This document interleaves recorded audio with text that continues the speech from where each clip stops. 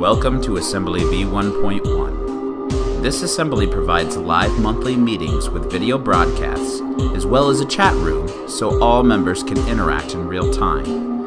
There is also an upcoming lecture series in which all members of the SAM are invited to attend. Can't make it to the meeting or lecture live? No worries, as all of it will be archived so it can be seen on demand for any active member of the society. The cost of all this? It's free for all members of the Society of American Magicians.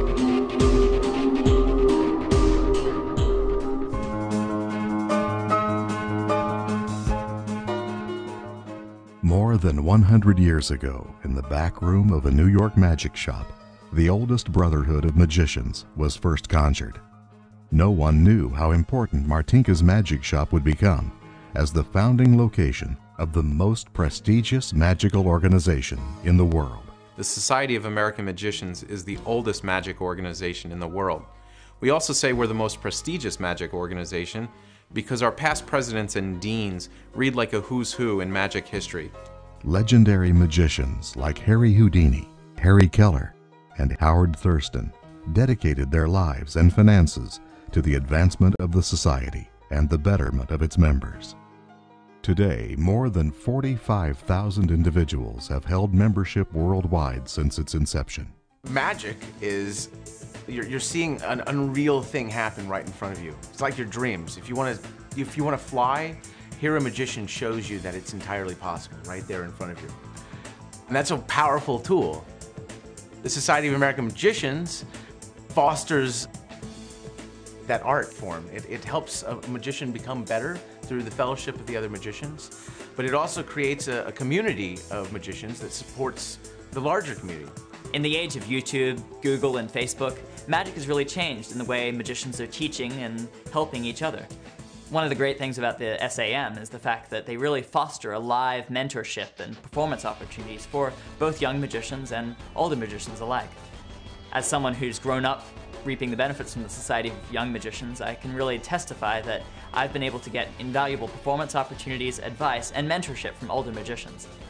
If you have a serious interest in the art of magic, then you can follow in the footsteps of great magicians like Harry Houdini, Harry Blackstone Jr., Siegfried and Roy, Lance Burton, and David Copperfield. Join us as we enter into a new age of magic as a member of the most prestigious magical organization in the world, the Society of American Magicians.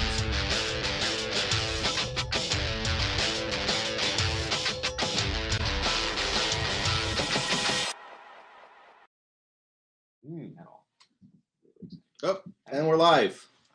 So hello again, everybody out in SAM V1.1 land. I am Matt Thomas. I'm your lecture coordinator, and I have the extreme pleasure tonight to welcome a very good friend of mine and a very good magician. And I'll tell you a little bit about Francis Menotti, our guest for tonight. We also have an extra special guest, kind of off screen there still. It's I'll peek in. That's one of our former lecturers you may recognize. Mark D'Souza has joined us tonight. Mark is extra special. Thank you, Francis. So a couple of things for tonight's lecture that are new. This lecture is actually going out to the general public tonight, which is the first time that SAM has ever done that. We thank everybody for allowing that to happen. We're going to be talking tonight about the latest project that Francis is involved in, which is the TV show Deception, which airs on ABC. The second episode airs tonight, shortly after this lecture. So hopefully you'll watch that. And the premiere has already launched. That was last Sunday. I'm going to embarrass you a little bit, Francis, and tell everybody a little bit about you. I'm sure. So Francis is an extremely talented, accomplished magician. I have some notes on you here because you've done so much. I had to keep track of it. He's been on many 6-star cruise lines, performed in the United States from New York to LA, the Castle. He was a headliner there. I didn't know this about you until I read your bio for this, but both the 2008 and 2012 presidential inauguration dinners. Right, that's pretty fascinating. And many different television programs. You were worked on The Immigrant in 2013. Yeah, and a feature film, an independent film by James Gray. It was a lot of fun. And White Magic. You were worked on The Magnificent Seven, and of course In 2015, you were on the CW show Fool Us. Yep. And walked away, of course, not surprisingly, with the Fool Us trophy. So Surprised me. So I wasn't surprised. That's a good kind of surprise. yeah, I was happy.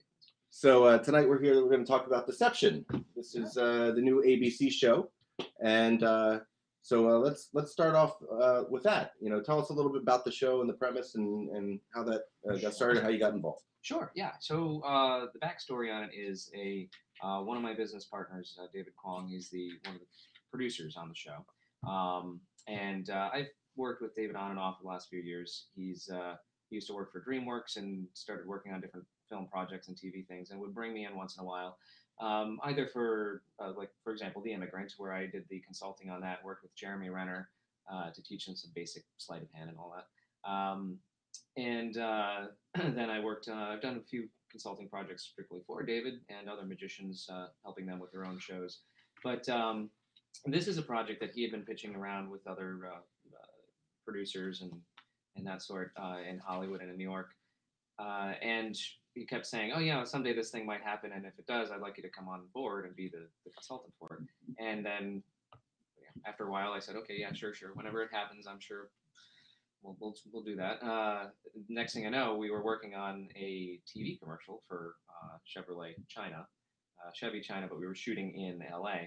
And this was December of 16, right? Yeah, December 16.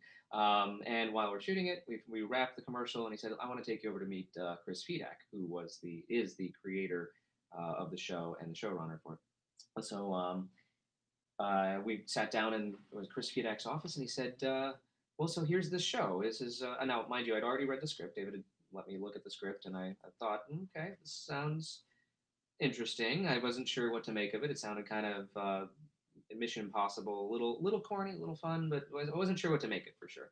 But it sounded fun, and I said, yeah, obviously it's magic, it's on TV. I'd love to look at it. And sat down, and Chris immediately said, look, this is a procedural. We know we have a very specific market. It's general public ABC people who just want to unplug, unwind, watch fun crime, drama, comedy, and but it's very plug and play. And the only little difference from this and others is that we're going to have magic. And the main character is a magician that teams up with the FBI to solve crimes. So that old thing. Was this the pilot script that you read?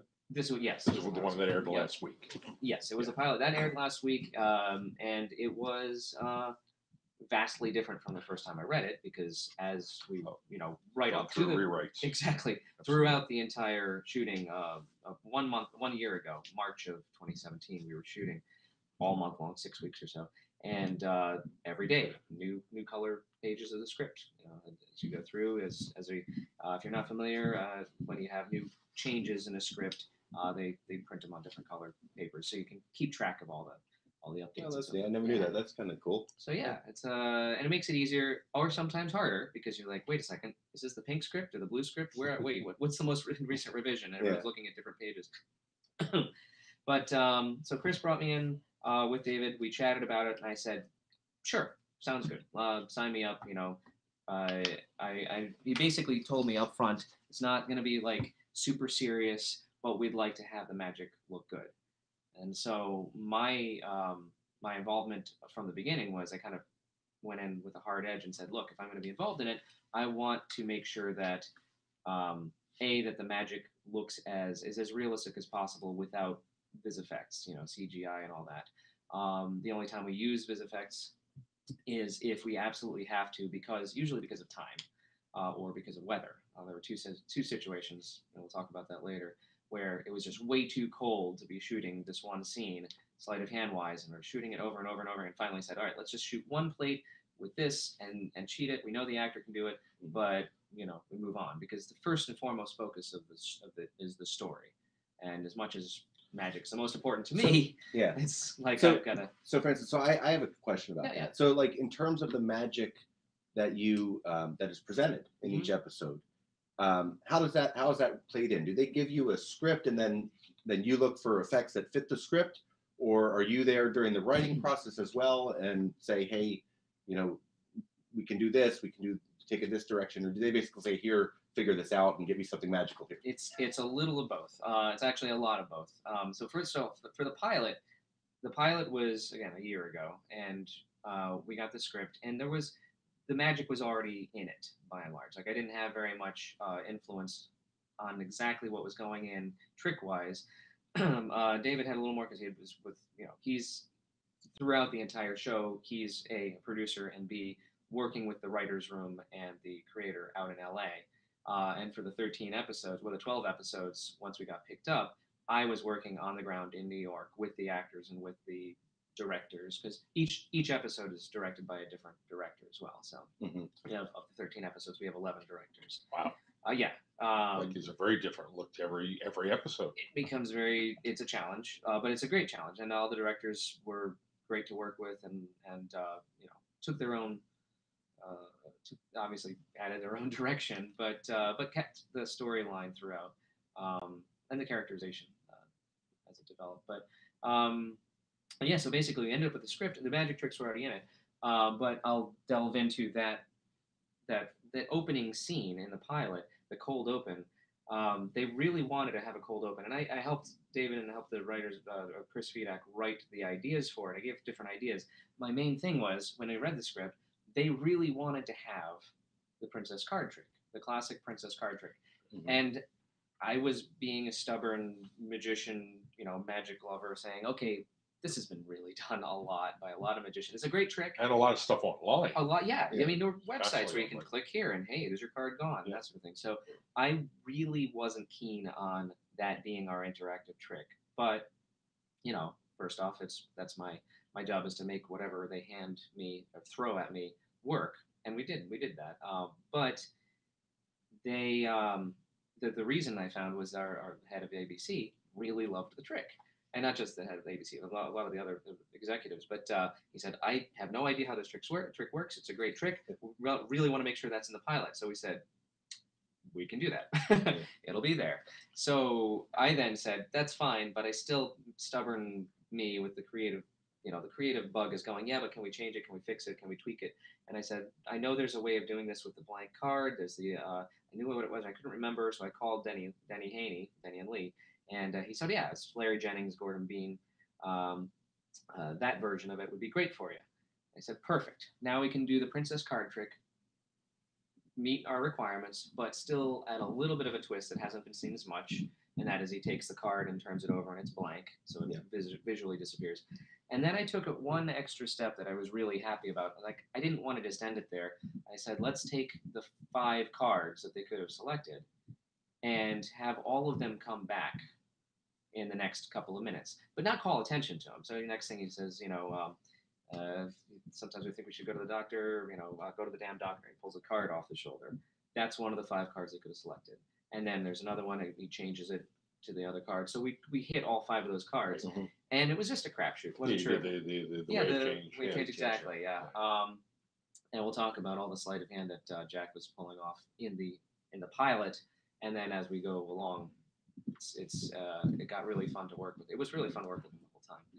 But so we hit all 5 cards, and I was like, we'll see if it works or not. Sure enough, the Twitter feed this past week, people liked, lay audiences liked the princess card trick because it's a good trick. Even though we as magicians are like, oh, it's been done a million times. But they also commented, to my surprise, to my delight, that he brought my card back. And I thought, cool. So they picked up that little subtle part at the end. Yeah, it was kind of it made me feel good about taking something that I wasn't, making lemonade essentially. It's like I wasn't thrilled about this concept, but I know we have to do it, and we'll do it as best we can. So let's just add a little bit of a little flavor to it. So cool. So what was talking about that? We hinted on it a little bit. What was it like taking an actor and training him? I guess if that's the right word, or educating him. I guess you training him.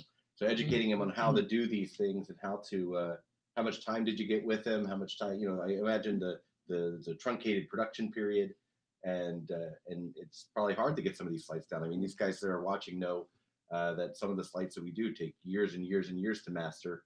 Absolutely. And you're trying to bring an actor up to speed. I'm just curious about within that. 6 weeks or Yeah. less. Yeah. First off, the magic again is secondary to the show as far as it's very important. We know that, and everyone agrees that it's very important. But we still have to make sure the story is told. So my job was to make sure I could get in and out of every scene and anytime we were shooting under the radar without causing any hiccups, without slowing anything down. And that's the same with the magic. The magic couldn't interfere with the story. And later in the season, and even in the pilot, there's sometimes where we're saying, okay, well, there's no magic in this script. We need to really fit it in here somehow. And sometimes it fits better than others, but the goal was to make sure, my quota was I wanted to make sure there are at least 2 pieces of sleight of hand in every episode.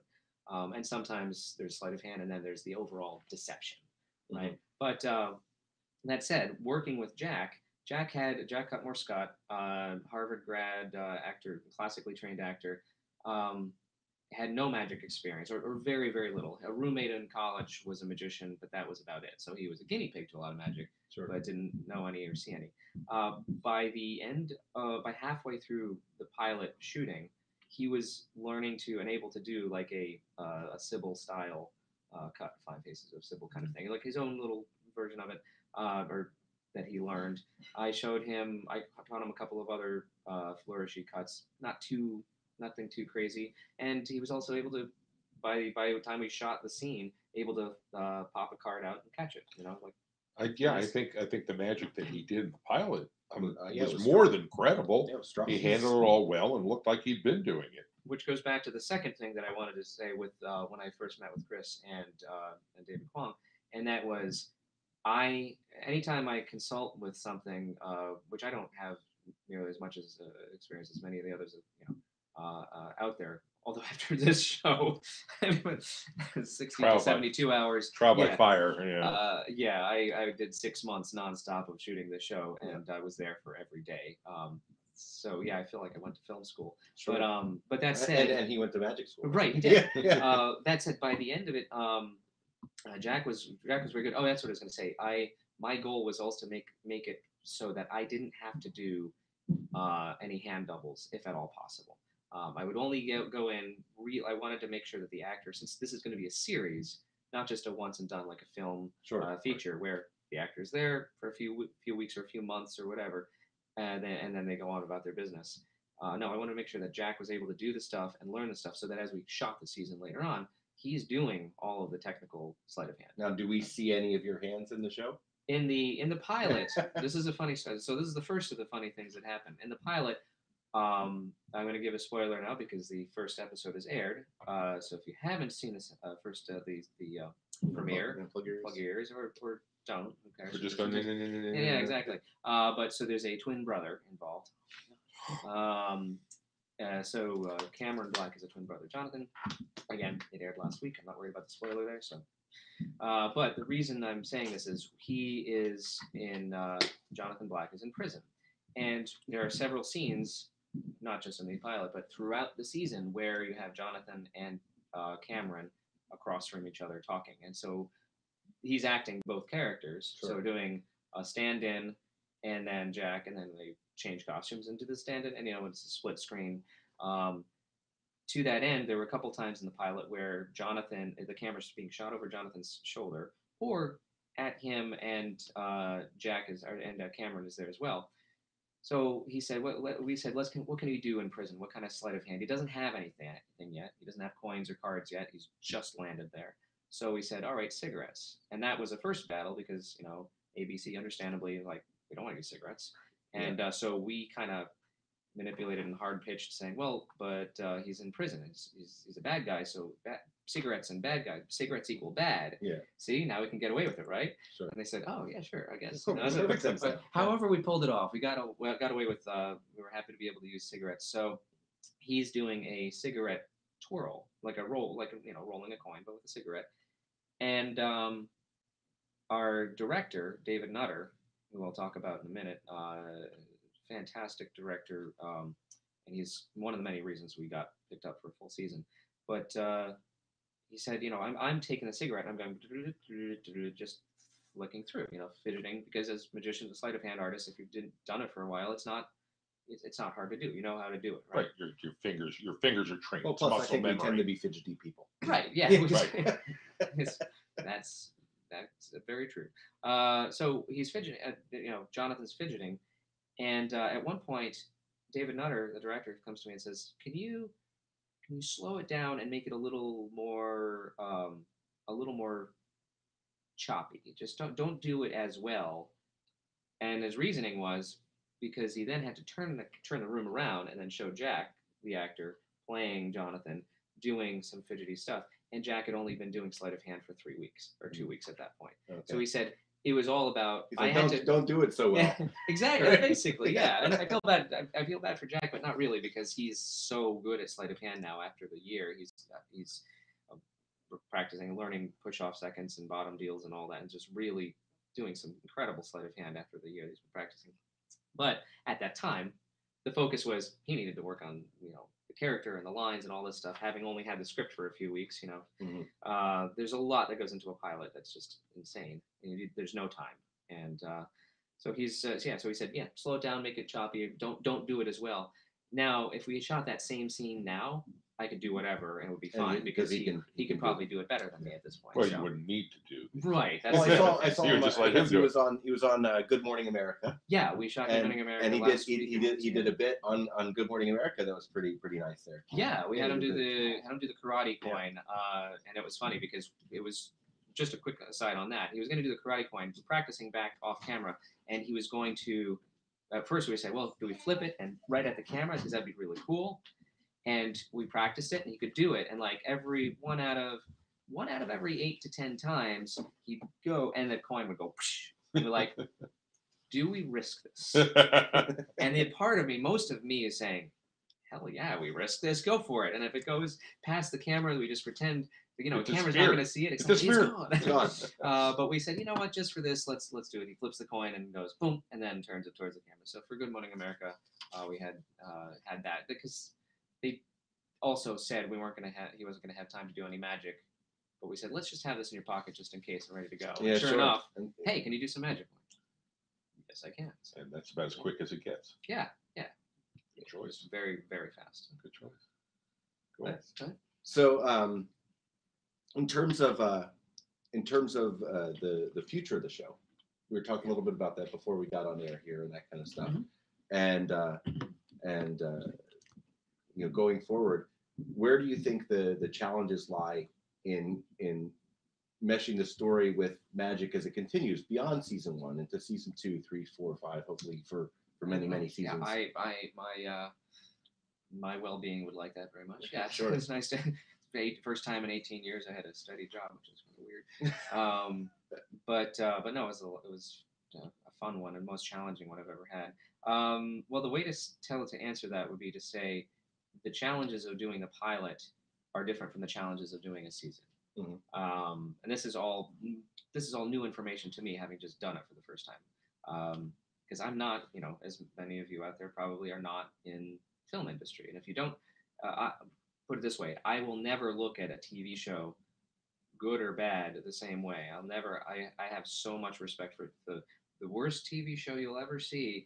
The amount of effort and time and cooks in the kitchen and crews working 60 to 72 hours a week minimum. This is a show with lots of magic in it. Sure. So every episode has magic, so I was there every day. Now, that said, the focus of the pilot is different from the focus of the season. The focus of the pilot is one thing: get picked up. Now, were you not picked? Now, they didn't have a commitment before you shot. The pilot was just a one and done. Yeah, correct. And that was in 2016 that happened? 17. We shot it last year. A year ago, right now, we were shooting the pilot. And then when did you find out that the show had been picked up from the pilot till when, hey, now we got to make 12 more of these? Sure. Generally, that happens in like May to June time frame, like early May, late to early June. You find out whether you're picked up or not. And there was a lot of back and forth because the show is owned by Warner, but also Warner Brothers, and but ABC is producing it, and so there was, they had to figure out all the details and deals with that. Once that happened, like we were just sitting working on other stuff, like right now I'm done with the show for now, so I'm working on my own other material, shows and lectures and stuff. But once we'll find out again in May whether probably. I mean, if it goes super well, I guess we might find out earlier. But once we found out, then the writers had already been started working on fleshing out a story arc for the 12 episodes, like what kind of story can you carry through 12 episodes. you know, who is this? Who's the bad guy? Or, you know, who's the mystery woman? Who are the brothers? Who are all these characters? And how does magic fit in with it? I would say that once we trying to my brain's all over the place with this because once we got picked up, then the focus was okay. Now, how do we teach our actor to learn as much magic as we can and influence the writing as much as possible? Well, and I was going to say, I think now that they knew they were picked up and they're writing all the episodes, I think now you're kind of part of the writing team because they're coming up with ideas or asking you, here's where the arc is going. What can we fit in here? What would be an appropriate effect to slot in here? And that is what you would hope. Apparently not what happened. So that's what the goal was. This was such a magnificently large project to all the seasoned pros on the show, the directors and the production designer and the art department and the props department, all of them, the grips and the electric and all of them, the DPs, they're all like, throughout the season, they're like, this is a huge project. It was a really big project because there's so many moving factors, and when you add magic to it, it was another just another variable that you got. Yeah, and so up front, you know, when we started, they're working on fleshing out the story, but not really fully throughout the summer. But really, it wasn't until end of August that they're really like, you know, I went to visit. I had a project, a gig out in LA, and I went to visit the writers' room. The first time I got to meet the writers. Now, David is one of the producers who's been out there, and he lives in LA, so he's working with them and fleshing things out. He sees them all the time. Yeah, exactly. Now, I meet them for the first time, and they showed me this complex room of several dry erase boards, all divvied up into episodes, and, you know, well, here are bullet points they want to hit throughout the season, and here are possible crimes, you know, because the whole thing is each episode has a different heist or crime or whatever, you know. And then they would say, one of the funny things was they'd say, well, wherever we think there might be a place to put magic, we'll draw a little magic wand. And so up front, this was like, this is on the dry erase board. And so as into, hey, ask David and Francis what we could do here. Now, all well and good. It sounds like a great plan, and it is. And it really is a good idea. The problem became for me, or the challenge, I should say, because it wasn't a problem. It was just the real challenge became once we started shooting, I didn't have time to do anything but work on what we were shooting a day or two later. So I would get a script and be like, okay, here's magic. How can we figure this out? We have to figure this out. Can the actor do this? No, I can do a hand double. No, we need to get props to buy this. We need to get the art department to design this. I need a big one of these. I need to order this. The next thing you know, it's like just running around like a chicken without your head, trying to get, you know, here's this thing that I see on the script, and we have to shoot it in 4 days. And you look at the soundstage, and there's nothing built there yet. You know, it's like, you know, we say, hey, you know, like when episode 3, we deal with this art museum heist, and there were ideas in the script, and it sounded cool, but I had read the script, and we were about to shoot like 3 or 4 days later. Mm-hmm. I said, I don't think this is going to sell. This is not really, I don't know how we can make this work without it being crazy like Harry Potter visual effects kind of stuff. I want it to be as practical as possible, considering it's a Mission Impossible over the top thing anyway. You know, like all the magic tricks and the magic illusions that we use to solve the crimes, as it were, we tried to keep, most of them tried to keep them, so it would be like, well, if you look at it from this exact angle and all these things lined up, then technically this would be possible. And we shoot it practically and it would work. And, you know, the show knows what it is. It doesn't take itself seriously. Very quickly, it's making fun of, like, the characters make fun of themselves. You know, and like by the 3rd or 4th episode, you're kind of like, okay, this is the world we live in. I'm along for the ride. We're good. And it's just a lot of fun. It's just good, fun, silly, crazy, fast-paced, you know. So, but I got sidetracked. So no, I mean, again, talking about the pace and stuff. So I'm just trying to understand the process because it's something I've never had the experience, the pleasure of talking to somebody that knows this process and knows this kind of stuff. So a year ago, I had no idea either. So. You were talking, I guess, when they revise a script, they go through different colored scripts. Right. Yeah. And, you know, you go purple, fuchsia, you know, whatever color that happens to be. And when you first get the script, you're talking 4 days before shooting, roughly, is when you're seeing it. I would get it a little before that. In fact, I was able to get the prelims before, like the first draft. First off, you get an outline of here's where the episode is going to go.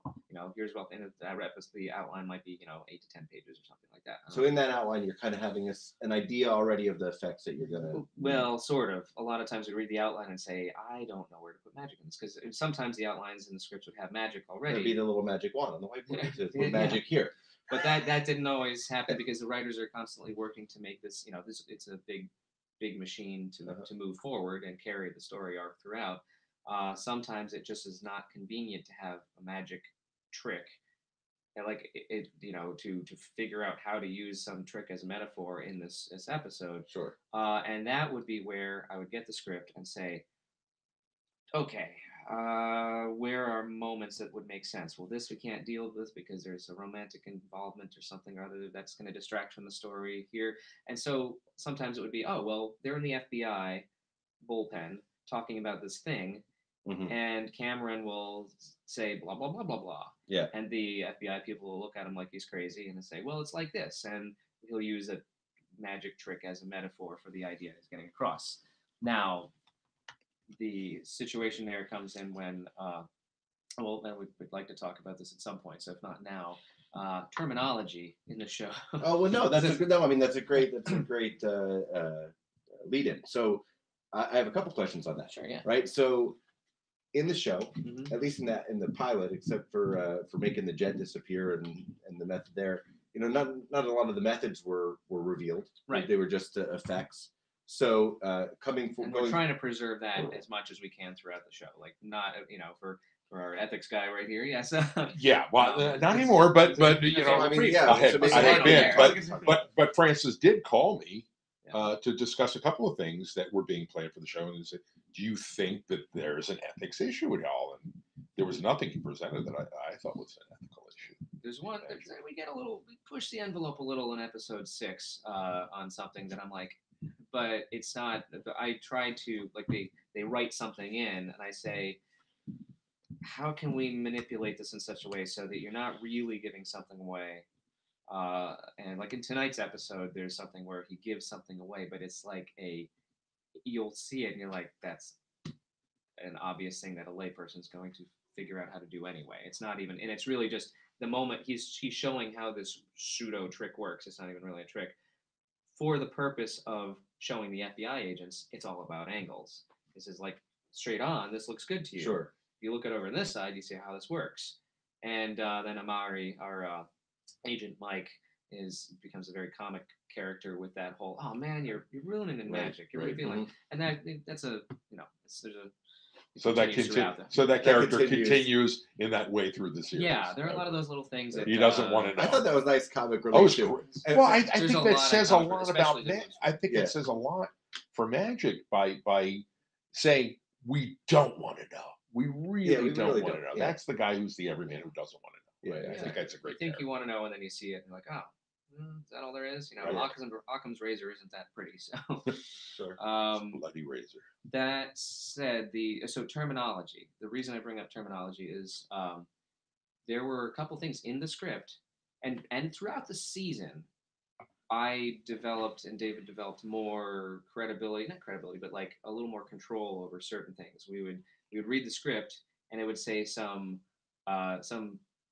terms that had loose reference to magic things.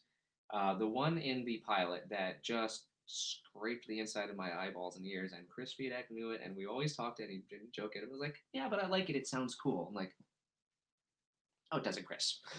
Everyone else thinks it sounds cool. That's fine. All right, fine. But the magician in me is going, and that was the auto slidini into was it auto sliding into a body swap, and then there was some other.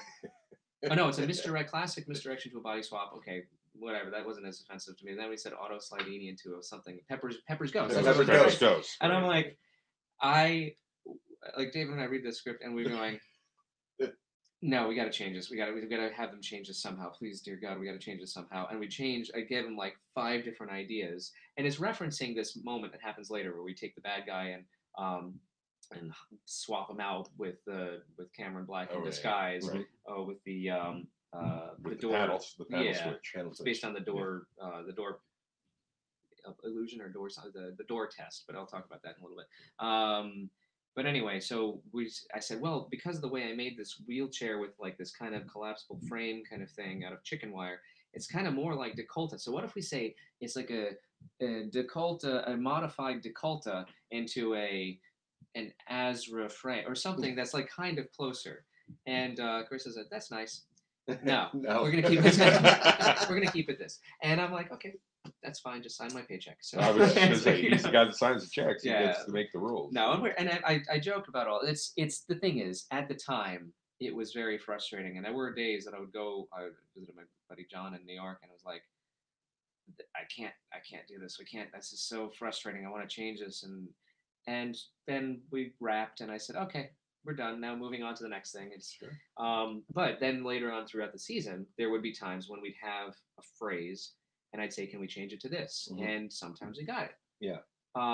It's funny because in the third episode, we deal with something that's not unrelated to the Blue Room, but it's in such a crazy, twisted way. I still wanted to avoid any reference to it. So if people, now of course now I just said it publicly, so anyone's watching is going to be able to look it up and it's our lay audience find a little bit more about it. Well, you and I talked about that before. I mean, I think that one of the, from an ethics standpoint and from an overall standpoint, I think that if people don't want to be like that character and don't spoil the magic, right? And they really want to delve into this, they can. Yeah. I mean, essentially, You're leaving essentially- enough. You're leaving enough clues. There are enough Yeah. clues, Yeah, and there's enough this is the clues. internet age where there's no such thing as a secret anymore. You know. Well, but it goes to, a lot of magicians talk about, when you perform, never say the real name of the trick. Right. Yeah. Right. Because now they're going to Google it. They're Yeah. going to get the information instantly. Sure. Guilty of that in one episode, but it's the Flight of the Paper Balls by Slidini, and so I don't think that's really a big deal. Exactly. It's no big deal because it's exposed anyway. Right. That's the idea of the trick. And we do that. We use it in one episode, and then there's a callback a couple episodes later that that was the fun stuff for me. And talk about writing influence. I didn't have control. David had more control because he was there all the time. I didn't have time because I was working with the actors and working with the props department and the art department and just going go go go. The analogy that I have for this for a full season of network television is it is your sprinting a marathon. You don't have time, and there's just there's sometimes when the thing ends up being like I'm not quite happy with how that went or how that worked or how it's going to cut together. Too bad. That's like not your job. I can't. Well, it's my job. It was my job. It was your job, but after that, it's out of your hands. And most of the time, we pulled it off. Most of the time, I was happy with it, and everything does play well together. And sometimes it comes down to the editing. Sometimes it is edited in such a way that it hides our mistakes, or unfortunately, because of the storytelling, hides the cool thing. We'll talk about that later because there's a moment in an episode later where Jack, as Jonathan Black, is doing a coin flurry. And he did it. I constructed it with him and talked him through and made the moves, figured out the moves that worked for him, and he pulled it off really well. Like he was able to do it and well enough so that you look at it, you could show a lay audience and it was great. Like coin disappears, it reappears, it goes through the back of my hand, it's gone, it's under your watch. Yeah. And it looked great. And then I watched the edit, the first and the second drafts, the cuts, and it like you see the beginning of the routine and then it cuts to Ilfanesh's face. And I'm like, I understand why, because Ilfanesh was one of our stars and she's wonderful. All of our cast is wonderful to work with. But then they need to show the characters and the acting and the story, right? Well, and at that point she's not even paying attention to the trick. She's scoping out who's suspicious, right?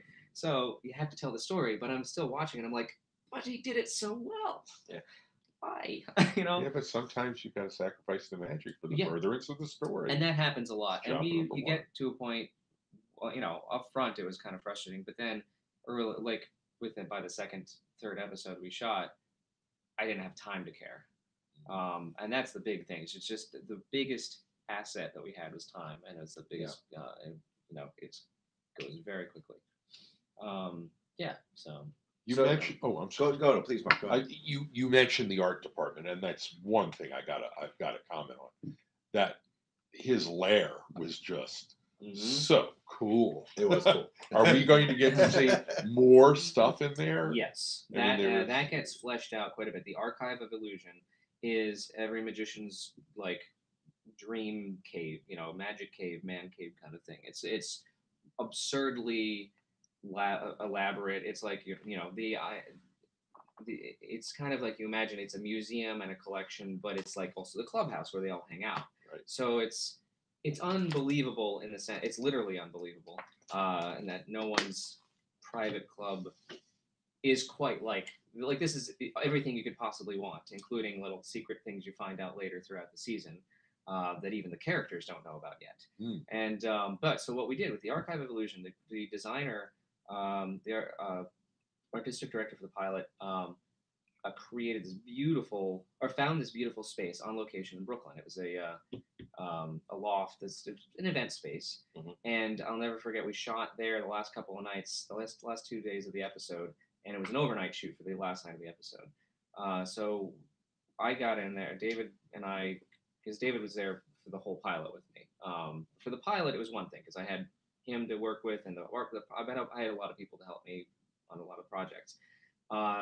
Through the season, he had to be on the West Coast, and I had to be on the East Coast, and that created issues that we eventually solved in creative ways. But so we go to the Archive of Illusion set. This is for the pilot when it's on location, and run up the stairs, and I look, and like, oh my God, this is amazing. This is beautiful. It's what it looks like. It's this big, almost like a warehouse. But it's a loft, and it's just beautiful, lined with bookshelves. And for the pilot, they rented a lot of. Did they rent anything from you, or was it we only used the guillotine? The guillotine. Yeah, right. So we did that. It's still there. Yeah. I know we used it for something last. We haven't used it in the show yet, but I'm pushing that. But we used it as a little promotional thing. So we had Doug Henning's jacket. We had some original real. I think Ken Klosterman gave us some stuff. I saw a zigzag there. We had a zigzag. I know we had. I apologize. I don't remember exactly all the people that donated / rented and all that, but we had a lot of legit stuff for the pilot that was amazing. You walk in there and I'm like, oh my God, this is great. This is it's a candy store. The funny thing is, we shot the pilot. Pilot was great for that, like magic and showing the magic as far as the Archive of Illusion. But we wrap the pilot, and I'm going over the summer, and they're getting ready to pick up the show, and I'm like, how are you going to redo that so perfectly? Because it's so elaborate. Well, they did, and took it to Steiner Studios, and our production designer, Ann Stuhler, who is amazing. Yeah, I believe you talked to Yeah, her. I've talked to Ann. Sure. She was the hardest working person I've ever seen, because she had to basically take all of the, not just the Archive of Illusion, but all of the show and visually figure out how to play it. But the archive is a work of art, and you can talk to Kostya Kimlet came up with this, Amy, and Josh J popped in there at one point, and they can tell you it's just you want to live there. But it's a set, and you want they took this concept that was in Brooklyn on a real location, and they rebuilt the whole thing. And that's to anyone who knows film industry and TV industry, that's what they do, and it's impressive. This was particularly impressive set. So I'm hoping if we get further seasons and everything, we can get have guests come through, magicians or whatever. I don't know if that's how's the set designer? I've met her, but how's the set designer do that? Does she have a background in where to go to grab these things, or I'm not entirely sure what her full background is, but Anne's definitely has some architecture and engineering knowledge. Sure. Very good, quick artist. But for the magic, back in August when we found out we got picked up, and then I got a phone call from Ray, the line producer, and said, "Hey, do you want to work on the show?" And I'm like, "Yes." I mean, I will definitely, yes. I'll take this as my job. Thank you very much. But then I got phone calls from Anne, and she said, "Can I come down to see what your office looks like, or can we talk about these kinds of things?" And what eventually happened is I connected her with Mark, and I think we connected her with a couple of other people to provide things, rent materials, build things if we needed them, like magic, real illusions, and so forth. And then, we advised on certain books to have, just in the office, not even for on set, but stuff, like basically, Paul Osborne kinds of things, illusion building, illusion design stuff. And then some classic books, and we had obviously things like Greater Magic, and then even like card stuff as well. Royal Road and all that. All these things that would be useful references we had at our fingertips in my office and in Anne's office. So, and most of the time, any of the stuff that I would be teaching Jack later on would come from my own memory / looking up things. Like, oh wait, hold on, collected works of Derek Dingle. Yes, this is good. I'll teach him this because this will fit the scene. But most of Anne's design came from, she had to take the script, take the knowledge of what we had from the original archive of Illusion, and all the blueprints and all that stuff, and rebuild it. And it's a perfect match. I don't remember what the original looked like because it looks the same. So, and it's a really deceptive set. So, should be for the name. Yeah. So a couple things coming in from our news feed here, and I'll say so the Magic Circle is watching this evening. Oh, cool! Hello. And they ask you when you're coming back to the UK. They want you back. Yeah, I'd like to come back. Yeah. No, I love the Magic Circle as well. So I don't know when I'm supposed to be back there. I was over in France a little in February. I thought I was going to make it to Blackpool, but I didn't think. I thought at one point I might have been able to, but not this year. I don't have plans right now. I'm hoping to do a European tour, and I'll pop into the UK then. Maybe later this year, more likely next year. But that kind of comes down to whether this gets picked up for more another season or not. Because if it does, that will be my job until it stops. So. Okay. Another commenter says, I guess he's out for Jack's job. He says, say, why go with an actor? And I don't know if you know about the thinking this, but why go with an actor who didn't have a magical background when there's so many actors out there that may have a magical background already? So I don't know if you know about that information about why they chose Jack. Yeah, I think, no, that's definitely interesting. I mean, I can't speak for how casting goes and all that. That's a part of the science that I don't understand, and there are many of those parts of this machine that I don't understand. I only look at them and say, I see them, and I didn't know they existed. But as far as casting goes, they had a lot of different. I think they at one point were looking for. They considered big name actors. I mean, casting is not just the magic. Again, is secondary to the show. Even though it is about a magician solving crimes, which is, I love it. Yeah, it kind of makes you smile just there. It's exactly what it sounds like, and it's fun. It's just that's the thing. It's just a fun late night, a TV show. But they need to make sure that the actor. It's first and foremost about a look, balanced with the other looks of the actors, skill level. Jack, I mean, all. You're saying skill level means skill of the actor. Skill of the actor, acting. Jack's background is, he's classically trained. He's got a lot of, he's done a couple of small projects, but this is the first one that was like a big, a TV. I guess there was one other. It was a comedy show that he did some of, but Cooper Barrett's. I don't remember right now, so I don't have my notes. And this is. They picked actors. The whole cast is actually very, very good. All of the actors are good. Vinnie Jones is the most recognizable name. He plays Dunter. But the thing is, what you have to realize when you're watching a pilot, because I know some people are saying, "Oh, I didn't think the acting was good, or this one was good, or that wasn't good." I'm like, you can't judge anything first off based on the pilot, because the pilot is one goal, and that is to get picked up. Sure. So they brought in a great director who's known as the Pilot Whisperer. And that is David Nutter. David Nutter, they brought him in because they knew he knows how to shoot so that the people who will invest in it will want it. And that's not always just the general public. In fact, it's decidedly not the general. I mean, there's ratings and all. It's a lot of science that I don't understand, but this much I do know, and that is David directed this episode and the actors in a very specific way with one intention, and that was to get at least 12 more episodes. Sure. And he did. So, goal accomplished. Still whispering to the people. So that said, I'm watching Jack develop as a character, as an actor. He picked up the magic so quickly throughout the pilot that, and he practiced before we even knew we got picked up.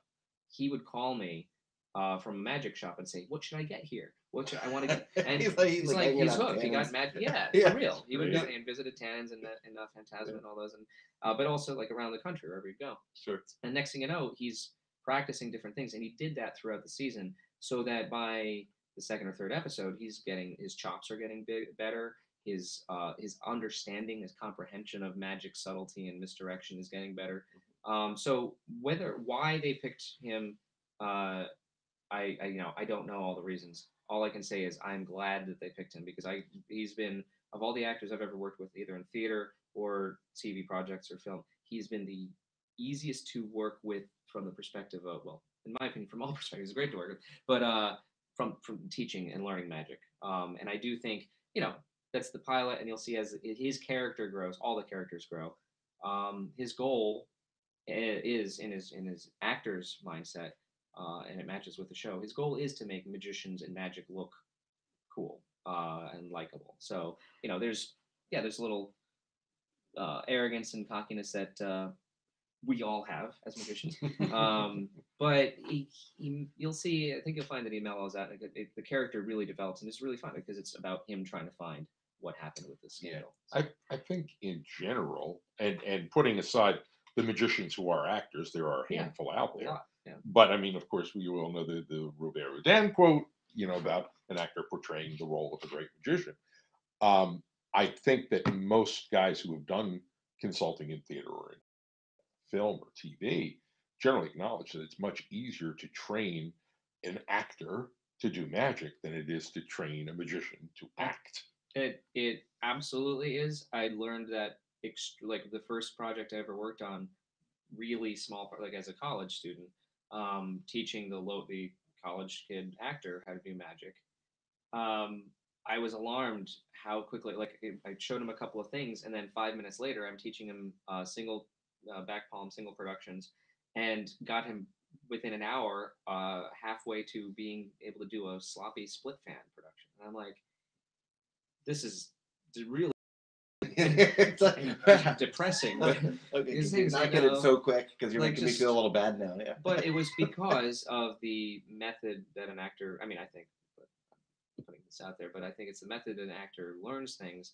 It's not, we as magicians, I'll at least speak for myself, our emotions get in the way, and our ego gets in the way. Yeah, and so I know how to do this, and I don't need to read the instructions. Whereas an actor is, okay, talk me through this step by step. They Where do I put my understand hand now? direction. They understand the process. Yeah. Well, they understand direction, Yeah. Yeah. which most magicians don't. And Jack and I learned how to, and David, when he worked with him, learned how to deal with. We had a communication going, so Jack and I knew how to talk to each other. Because sometimes I would say, well, what's kind of coming out of my mouth is, well, you just do this. No, you don't just do anything. Like his hand has never done this kind of thing before, so he'd say, well, should I be holding it this way or this way? Hand up, hand down. Where can you? And I would put my hands on his and put him in the right position, and then sure enough, he'd right. Yeah, I guess right. So they kind of went hand in hand, but a lot of times the writers would say, we want to have a pickpocket here. And from the first time this happened, I said, great.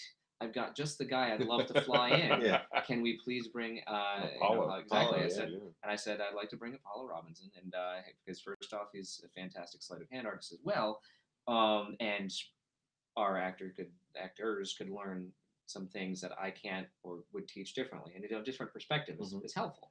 That said, they said, yeah, that's great, but we need to know something now, and maybe later we'll bring it. Maybe, and so it became I would ask every time, and then I'd have to figure out, based on my very limited knowledge of theatrical pickpocketing, sometimes it would be, guess I'm doing some research, or watching performers, or talking to friends that I could, just like casually saying, hey, you do a pickpocket stuff. The pickpocket stuff is the most faked for us because it was just, a lot of times they were just like, we just need this little beat where he takes the thing out of his wallet. I'm like, okay, or out of his pocket. It's easier to just. And I'm saying, okay, that's great, but I don't want it to look like absolute crap. So let me minimize how unrealistic it looks. But that said, as you'll see, every question I answer will take far longer than it should. the long answer is the consultant on the ground is me, and in LA is David, and it's us. And then you have a bunch of friends that you talk to. Yeah, I mean, I would call Mark and say, hey, what do you think of this? And it's usually just small stuff, but it's also, it comes down to budget. It's like, I'm not going to ask a friend or a colleague to give me a help on this and an answer without a budget. I talked to Kevin Dunn. Right. And we hired him. He's a great magician and chemist, master chemist down in DC area. Mm-hmm. And there's a trick that happens in today's episode that ends up being nothing at all related to what I had Kevin help me with. But I hired him to figure out the chemical content of this item that we were trying to recreate for a magic trick. But that said, it was like I used my consulting connection to say, who can I reach out to? Who can I find out about this? And the last bit I'll say about that, unfortunately, a lot of times it came down to time. And it was like, we got to shoot this tomorrow. This is what they want to do. Good luck. And I'd be like, I'll try to call someone. If I can't, I have to figure that out. Figure it out. Yeah. Well, so I guess somebody's looking for the props. Somebody asks, what happens to the props and the effects after they're done with the show? Where do they go? How do I get them? And are they cheap? Auction. Talk to me afterwards. Anything that ever plays on camera gets cataloged and held on to generally by props department. And a prop, by definition, a prop. This becomes interesting. A prop is something that an actor handles, right? So a thing, like even if the actor's not doing anything with the pack of cards, as soon as it's touched by the actor, it is a prop. Okay. So property is separate from set deck, where set deck might be a lamp or a table or something like that. And a different department moves that on and off set. This is going to go a different direction than what you asked, but I'll answer your question, I promise. As the consultant for this show, and magic consulting for other shows and TV and film, it's a specialty thing. So there's not a union for it. Now, unless you're a union prop, a member of the property union or something like that, and happen to be the consultant, this becomes kind of dicey, because especially in New York, union laws are very strict, very strong, and so we had to very quickly navigate what I could and couldn't do, and then even more difficultly, I was able to hire an assistant, a magic second, my partner Lindsay, who you'll see later tonight. Probably she'll pop in just to say hello, but. We had to be careful what we did and didn't touch. But the thing is, sometimes someone in a union, they didn't know who we were up front, like second episode, third episode, they don't know who we are. And, it's Magic Francis. That was who I was by the end. But, the first few episodes is like, who is this person that's coming into the set? Oh, great, it's magic. Well, it's a specialty thing. Well, that means the day is going to go longer. So we knew that was going to be an uphill battle first. I need to make sure everything was as smooth as possible. Doesn't dislike you because you're making it day long. Yeah, and so I made very sure that everything that needed to be done was done far enough in advance, so it could basically get in, get out, and not disrupt the day at all. Very, very difficult when you realize you have to turn the scene around. You have to turn the entire room around and shoot the exact same thing from a different angle, and then from a different angle, and then close up, and then far. So trying to do this and make it move quickly is a challenge. So that said, we'll answer the question. What happened to the props? If they're used on camera, they belong to property, or sometimes in our case, the magic department. I say in quotes because it's not really a thing. But the magic department has some of the stuff, and it needs to remain as part of the production, because what if we have to shoot a new insert? Like, so something might happen where this happened several times throughout the season. A scene was shot, and then it got all the way to studio cut and network cut, and then they said, well, we want an insert of the guy reaching for his gun, or we want an insert. So they had to go back. So they have to deal with continuity. Oh God, that was absolutely. God, yeah. Script supervisors and everyone. The script soup is in charge of the continuity, really, but so is everyone. Like, props are constantly, like, I learned so many little techniques just from hanging around the props department, because props department is the closest to what I am. But you're the magic department. But yeah, exactly. Yeah. But I worked hand in That's hand your- with the that's your on office. set. Yeah, well, I have, and my office You just is deliver all this stuff nearby. back to. The props office is downstairs. The prop magic office is upstairs. And it was a little. We'll figure that out in the future. But sometimes it was like, do you know where this is? We need this on set right now. And I would run down first floor, go across the parking lot into the soundstage. Like, yeah, here's the thing. So speaking wasn't on of the call sheet, but okay. So speaking of props, one of your things is a prop, right? So Mark, you would talk a little Well, bit about mine's set design. set design. Yeah, because they Set deck. so Yeah, far set deck. set deck. Yeah, so far Well, an they're not- actor has to touch it. So far, the actor hasn't touched it. Right, we haven't used it. As soon as it is used in that fashion, it will be a. So how did prop. that? Did Francis call you to set that up, or were you called by someone else? Francis called me and said, "Can I have our set designer call you?" Yes. Our set designer, absolutely.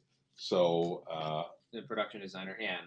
yeah. So Ann Stiller called me and she said, "Well, this is my goal. This is what we're looking for."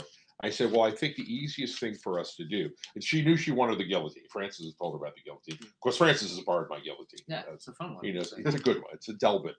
You're not in anymore. You know, it looks good.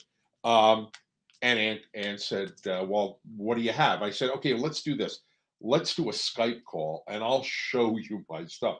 So we actually did a Skype call, and I walked down to your around. basement, right? I With walked your, like, around everything. my magic basement museum Place, yeah. and just started showing her stuff I Sure. thought would be cool. So far all they've brought on was the guillotine. guillotine. But at some point, Yeah. there may be other little goodies here and there.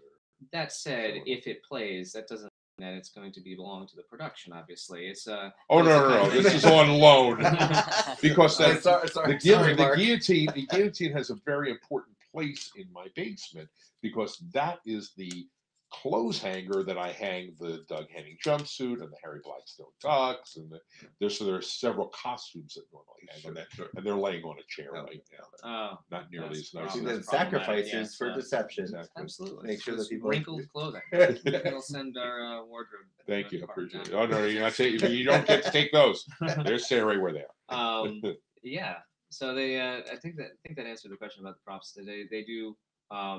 They do belong to production, but there's some tricks that didn't play throughout the season that I and my partner would catalog each episode and say, here are the tricks we use. We have an idea there. This didn't get played. Great, we can use it for later. And so we have some plug and plays, but a lot of them were kind of very scene contingent. Like we're trying to Story, right, yeah, story content specific. finding the right metaphor for the moment. So this might be something that need to discuss a little bit. You know, you other than being an awesome magician, good friend, etc., you're also a creator of magic and some incredible stuff. And there's a lot of magic creators out there that and you know what, being a creator yourself, you know what goes into creating a unique piece or a unique method or a unique way of accomplishing a goal. A lot of time and effort, frustration. Yeah, Sure. failures, lots of failures. So in the show, are we trying to stay to more classical stuff that's been out a while? Is all magic available on the table that we could use, even the new stuff that's coming out? And if so, if you're reaching out to the creators of these and saying, hey, I'm gonna your baby on the show. Yeah, that's a lot of questions. So, Sorry, no, like it's five all right. questions. No, it's I okay. get carried away. There's a lot of questions. No. So first off, any magic is on the table to get the job done. Like, so if it's something that's ancient, we might use it. If it's something brand new, we might use it. And most of the time, it's something that I'm trying to create or adapt almost on the fly, meaning like 4 days before we shoot it. And that's just because it's the nature of it. What I should back up and say how this show is shot. And this is how a lot of shows are shot. First off, the actors are getting their scripts maybe 4 days before they're shooting, so they're learning who they are becoming as they go. Not only that, but the show that we do not shoot, so that means each episode takes 9 days. The last day of that episode is often also the first day of the next, and we do what's called a tandem shoot. So the crew and the actors are very strategically divided and placed in the right places, and you're shooting the first day of these scenes over here while the other crew is shooting these scenes over here, and then some of the actors have to run over to that set, and it's insanity. And sometimes there would be magic on both day 1 and day 9, and that was very problematic. Because I also need to be on set or have someone on set who's magic related. And our budget has me, my partner, Magic Second, and David. And most of the time, David's in LA. So so it'd be like, oh boy, all right, how are we gonna pull this off? And then there's of course a production meeting for the next episode. So that said, they're 9-day shoots, 5 days a week, 6 days a week at the end. In December and January, we're shooting like 6 days, Monday through Saturday. And those are minimum of 12-hour days. So you're talking 60 to 72 hours a week just to get this next episode done. There's not a lot of time to figure out, what you're doing next. But so where was I going? I got sidetracked on the questions. So, it's because I gave you like 12 of them. No, so we were talking about creators and bringing in modern creators and do you reach out to those people that created that magic before it's shown? Okay, I'll focus on that. I think that was mostly backstory, and again, it's just a story about the show and how the show is run. Mind-numbingly fast. Reaching out to the creators. In tonight's episode, there's a piece of magic that was created by the writer of the script. And the trick, coincidentally, is also something extremely similar to Danny Garcia's Greed. There's a moment, like pretty early in the show, and the script says we want to have the Cameron take a $1 bill, a 50, and one direction or the other. It's the opposite of Greed. So he takes 100 and turns it into a 50, and then folds it again into a 20, and so forth. So because that existed in the script, what we did, we went to prop director and the writer and said, so this is what you want. Here's what we can do, and we ordered it, and we bought Greed, but because it wasn't exactly what they wanted in the script, I took the principles of Greed and also wanted to adapt it so that Jack would be able to handle it pretty quickly. Sure. So minimize the sleight of hand. So I used that and another method from another piece that we bought that I'm blanking on right now. I want to say it's called Counterfeit, but I don't remember. Well, can we footnote this later? Sure, yeah. No, okay, well, of course. fine. Yeah. I'll find the other. But it ended up dealing with like an extra gimmick to make it even easier. And then I just took the concept of Danny's Greed, which is a great trick, and adapted it to exactly what the script asked for. So to that end, we bought the tricks, so paid went through the proper venues to make sure we got those things. And that was also with the door experiment I'll talk about. Right. Door. It's called the door. The door study. Yeah.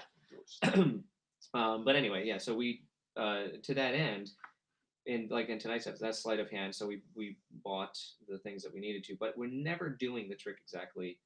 Well, sure. I don't think anybody should, right? That's the whole point. You take. But also, plus you take advantage of the media. Right. Yeah. This is not the focus of the camera. Right. This is not this is very different from when I worked with Blake Voigt on Dan White's show, White Magic. That was a lot of fun, but a completely different style of doing magic.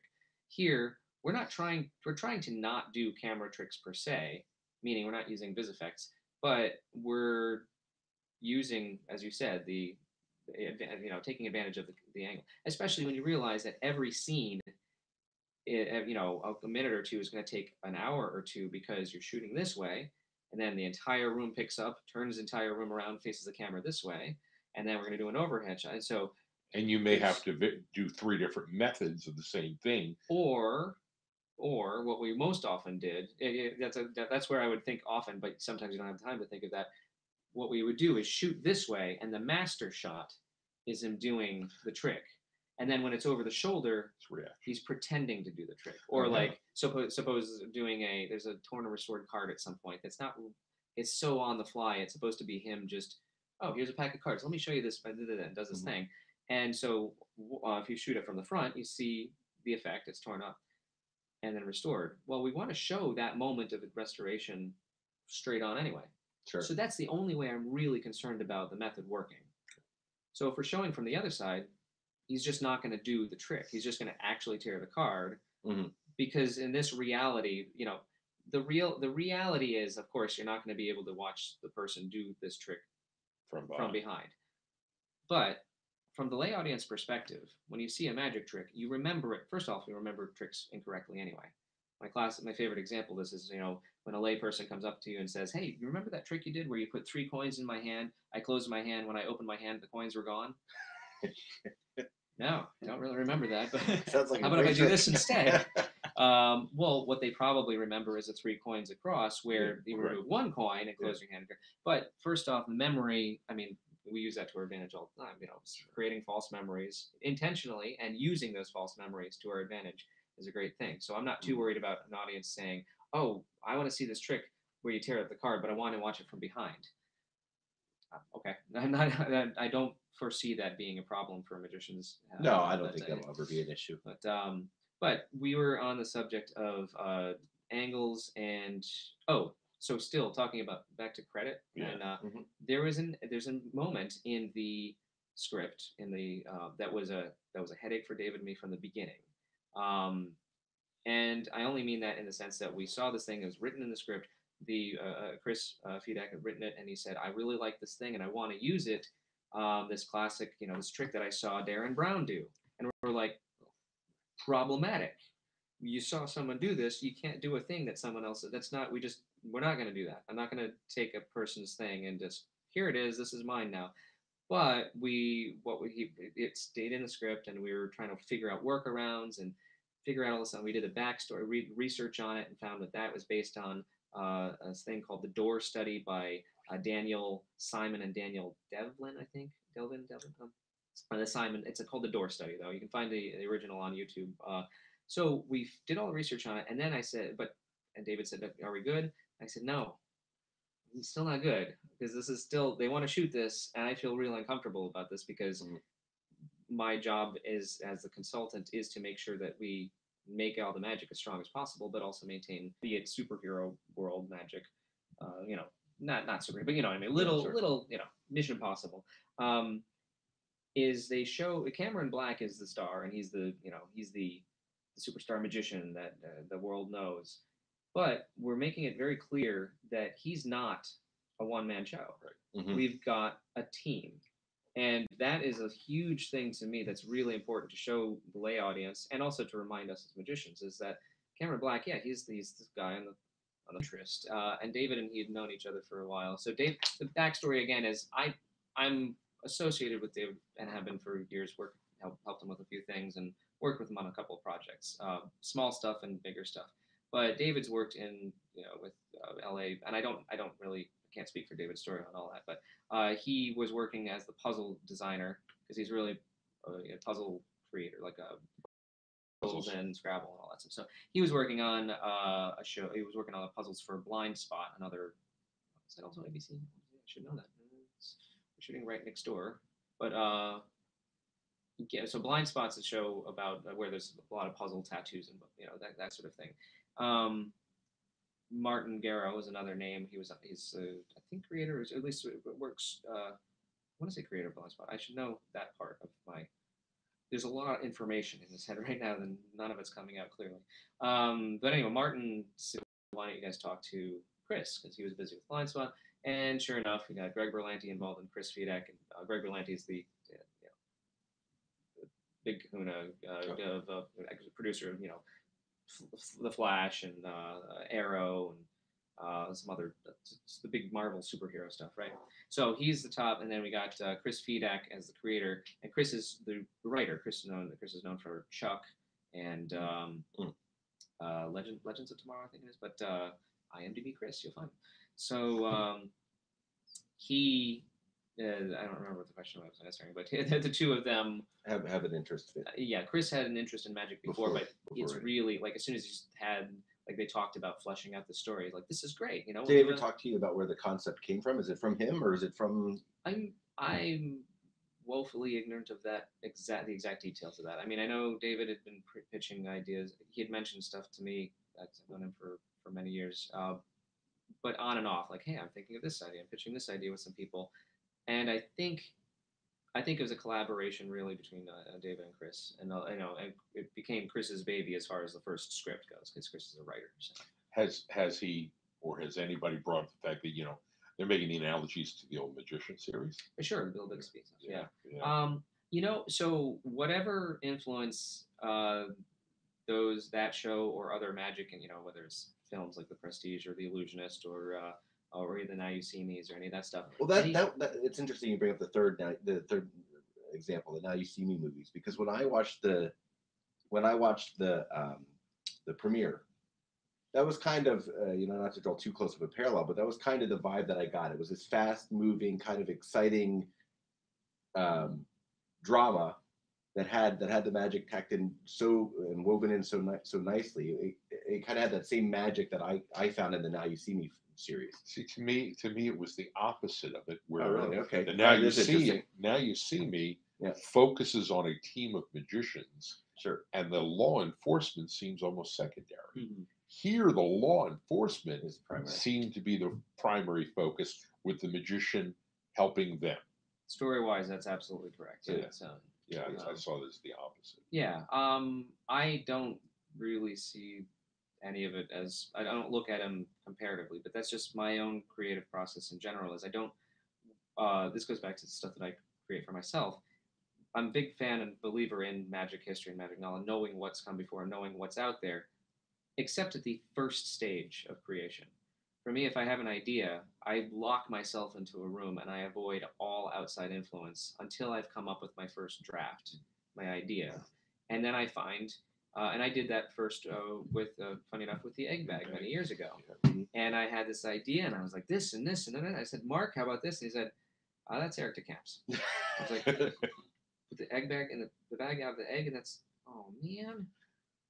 All right, fine, back to the drawing. But that was a lesson in and of itself, which is another great show, by the way. I took Jack to see Derek's show a few months ago, and it was very helpful and educational to Jack from again another perspective of magic. Absolutely. And of course, great storytelling. So, and great magic. So, where were we? Oh yeah, so what tangent did we take on this? It's the Garden of Forking Paths.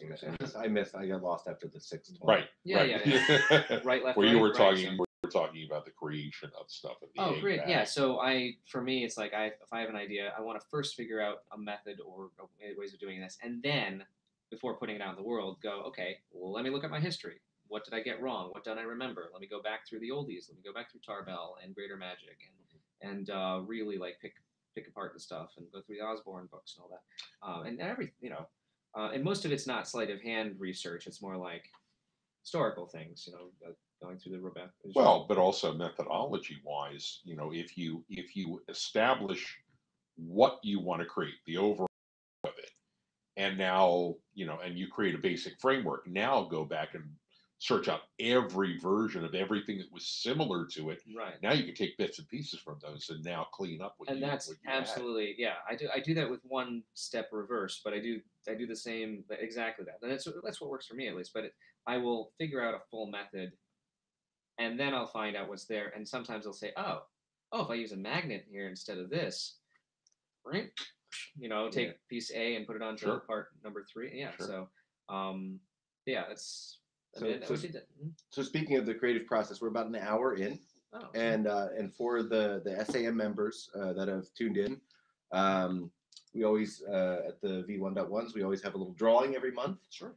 And Calvin Tan, who joined us a little late, but is here with us. Hi, Calvin. Say hello. Hello. So he was kind enough to write everybody's name down and put them in the hat. We're giving away something you created, your 2 DVD series, and that'll go out to whoever comes out here in the hat. Cool. Yeah, that was a fun. Drum roll. The treachery of tricks. Here's the magic hat. What do we got here? Let's see. Set up for a center tear right now. So it's Jim Murphy. Jim Murphy. So congratulations to Jim Murphy. Thanks, Jim. We'll be reaching out to you, and we'll get you off that 2-volume set by Francis, and you can have some of his magic taught to you. Yeah, it's there's the second disc of which has a full like a 25-minute half-hour set, and I kind of pick it apart and explain how I put it together. So a little bit of creative process stuff. It was fun. All right. Speaking of creative, which would be a nice time to Like do something creative? Sure, Like show something you created? Yeah. So you're looking for. He's pushing the plug. I was going to plug. Yeah, fine. Yeah, we'll take a little break. Somebody's got to do that. We'll take a little break from deception for a second. This is so we talked about this earlier. Since this is a very special situation of the SMV 1.1 dot one or point. Yeah. I say, yeah. So I'm not sure. We got to figure that out, guys. Period That's a question for the officers at our next meeting. Yeah, terminology. We were saying, well, this is going to be, so I'm trying to navigate the idea of showing tricks as a lecture would, and teaching them. And we said, you know what? I will probably do one thing towards the end of the lecture that I will show and teach. But what we'll do is we'll make that probably the last thing in the lecture, and I will show the thing and then say, now, if you don't want to know how this works, if you're a layperson that wants to just, if you want to be like Agent Mike, tune out and stop watching, and then anyone else who wants to know how it works can. That's not what I'm going to do right now. I'm going to simply show something that is a piece I've been doing for the last 15 years, probably now. I think it's about 2002. I used it to audition for Monday Night Magic many years ago when I first performed there. Yeah. But the reason I'm showing you this is, if you're interested, I'm going up on Tuesday to New York to shoot a new promo video for instructional video for Vanishing Ink. So Vanishing Ink is putting this out as Cubic. We did a soft release of it last year at Blackpool, but it's been changed a little bit since then. So this may come as no surprise to you, but I'm a bit of a control freak. You knew that. I'm also fascinated by coincidence, though. And one of the coolest things about coincidence is the less control you have over a situation, the greater the coincidence you can create. Okay. So Yeah, so I'm going to show you this. Mark, can you tell everyone at home and here what that appears to be? That appears to be a Rubik's Cube, but each cube has a different number on it. It does. Exactly. Yes. Numbers 1 through 9 on all 6 sides. I'm going to ask you to do the easiest possible But I'm thing. going to show it closer. Yeah, so there you can go. actually see that. So easiest possible thing you can do there, Mark, is I'd like you to unsolve the Rubik's Cube. I can do that. There you go. I figured that'd be easy enough. And we'll get all of you involved. Since there are 3 of you here at the table, I'll get you each involved. So once you're done mixing it or satisfied, pass it over to Calvin, for example, or Matt, and they will continue. So, Calvin, I'm going to have you do this, though. I know you're off camera, but I'll show you. Basically, this is not a pack of cards, sort of blank pieces of cardstock, sort of for obsessive magicians to take notes on. So, I'm going to ask you to write your name across the face of the card, big bold letters, marker. And it's dry erase, but it shouldn't erase off of that, so I'll use that in a moment. I'm not going to tell you why you're doing this quite yet. And that is kind of the point. Take this, and yeah, pass that to Calvin so he can mix up the Rubik's Cube. So Calvin's card, I don't know if you can see it up there. Right? Calvin's is going to go back about halfway down in the deck, roughly. It doesn't have to be exact. And then after it's gone in there, I'm going to have a few of you mix up the cards. So you can mix them face up and face, whatever that means. But mix them in different directions. Tell you what, Mark, you take some, and then you take some, and you take some, and just go ahead and mix them up. We'll take the Rubik's Cube back here so we can leave it. Excellent. Okay. Oh, this is great. You guys really did mix it up pretty well. So, you got it? All set. All right. Yep. And Done. Let's put this over here. Take these. So did you happen to see where Mark's card or Calvin's card ended up? No. No. Put the cards back here. Thank you. Take these. Thank you. Excellent. I'm gonna leave these exactly as they were, as you shuffle them. Right. This is where it gets interesting. You mixed up the Rubik's Cube. You don't know why. If you look at each side is a little different now. You've got a 2, 1, 6 on top here, or a 2, 2, 9 that way. If you look at this side over here, you've got a 3, a 6, a 3, and an 8. But if you turned it one more time, it'd be an 8, 3, and an 8, right? Right. So yep. I'm going to turn it back to where it was. There's only one side we can't see right now. That's the face of the Rubik's Cube. I'm going to show you that momentarily. But I wanted to point out there's 43 quintillion combinations. You've heard that before as magicians. You could mix this for the rest of all of your lives combined many times over, and you'd never end up with the same combination. Right. Or very unlikely. So let's write down what we've got here. I'm going to take a look at the side we can't see. I'm going to put this, in fact, I'll turn it towards the camera so everyone can see, right? This was the top, is that correct? Correct. Or it was the bottom, right? Bottom. Right. So we'll draw a little tic-tac-toe, hashtag #. There we go. Perfect. Okay, good. Would you read that top row for me, please? 8, 3, 4, Okay, 3, 4. The second row, please. 1, 1, 5, 5, 9, 9. Great. In the bottom row. 6, 6, 7, 7, 2. 2. Excellent. And if you'd mixed it further, you'd end up with a different combination of numbers, right? Would you hold that, please? Absolutely. Just as that's fine. Great. And let's see, Calvin. Mhm. You know, would you mind coming into camera here? Yeah, Why don't yeah, you come on yeah. over here? Yeah. I'll move out of the way. And go ahead and take the cards for me. We'll get this out of the way. This is no longer necessary. Take those cards for me. Hold them either face up or face down, whichever side you decide is the face or the bottom. Is that good? Yeah, that's good. Okay, turn that top card over for me, please. That'll be card number 1. Oh, just onto the table, please. And then deal the next card on top of that as 2, and then up it, so you can see exactly. And then 3, and count them aloud, please, until you get 4, Mhm. 5, 6, 7, 8, 9, 10, 11, 12, 13, 14. 14 down. I think you actually it was 15, but that's okay. That was 15. I think there's 2 cards stuck together. If you don't, do you mind if I check? Oh, go ahead. And that was because this happened last night. I just want to make sure it's nothing personal. So we've got let's see, 1, 2, 3, 4, 5, 6, 7, 8, 9, 10, 11, 12, 13, 14, 15. All right, that's what I thought. Just making sure. But it's only because there's a little bit of wax on the card from a trick. That's not how you do it, though. So 15 down. 15, and this is where it gets interesting here. 15. You mixed up the Rubik's Cube. Look at this top row. That top row is 8 plus 3 is 11. 11 plus 4 is 15. In fact, the second row is 1 plus 5 is 6 plus 9 is also 15. It's like a magic square, right? It's 6 plus 7 is 13 plus 2 is 15. Top to bottom, 1 is 9 plus 6 is 15. That adds up to 15 every single way because of how you mix the cards and how you mix the Rubik's Cube. Remember, I said the less control you have over a situation, the greater the seemingly impossible coincidence you could create.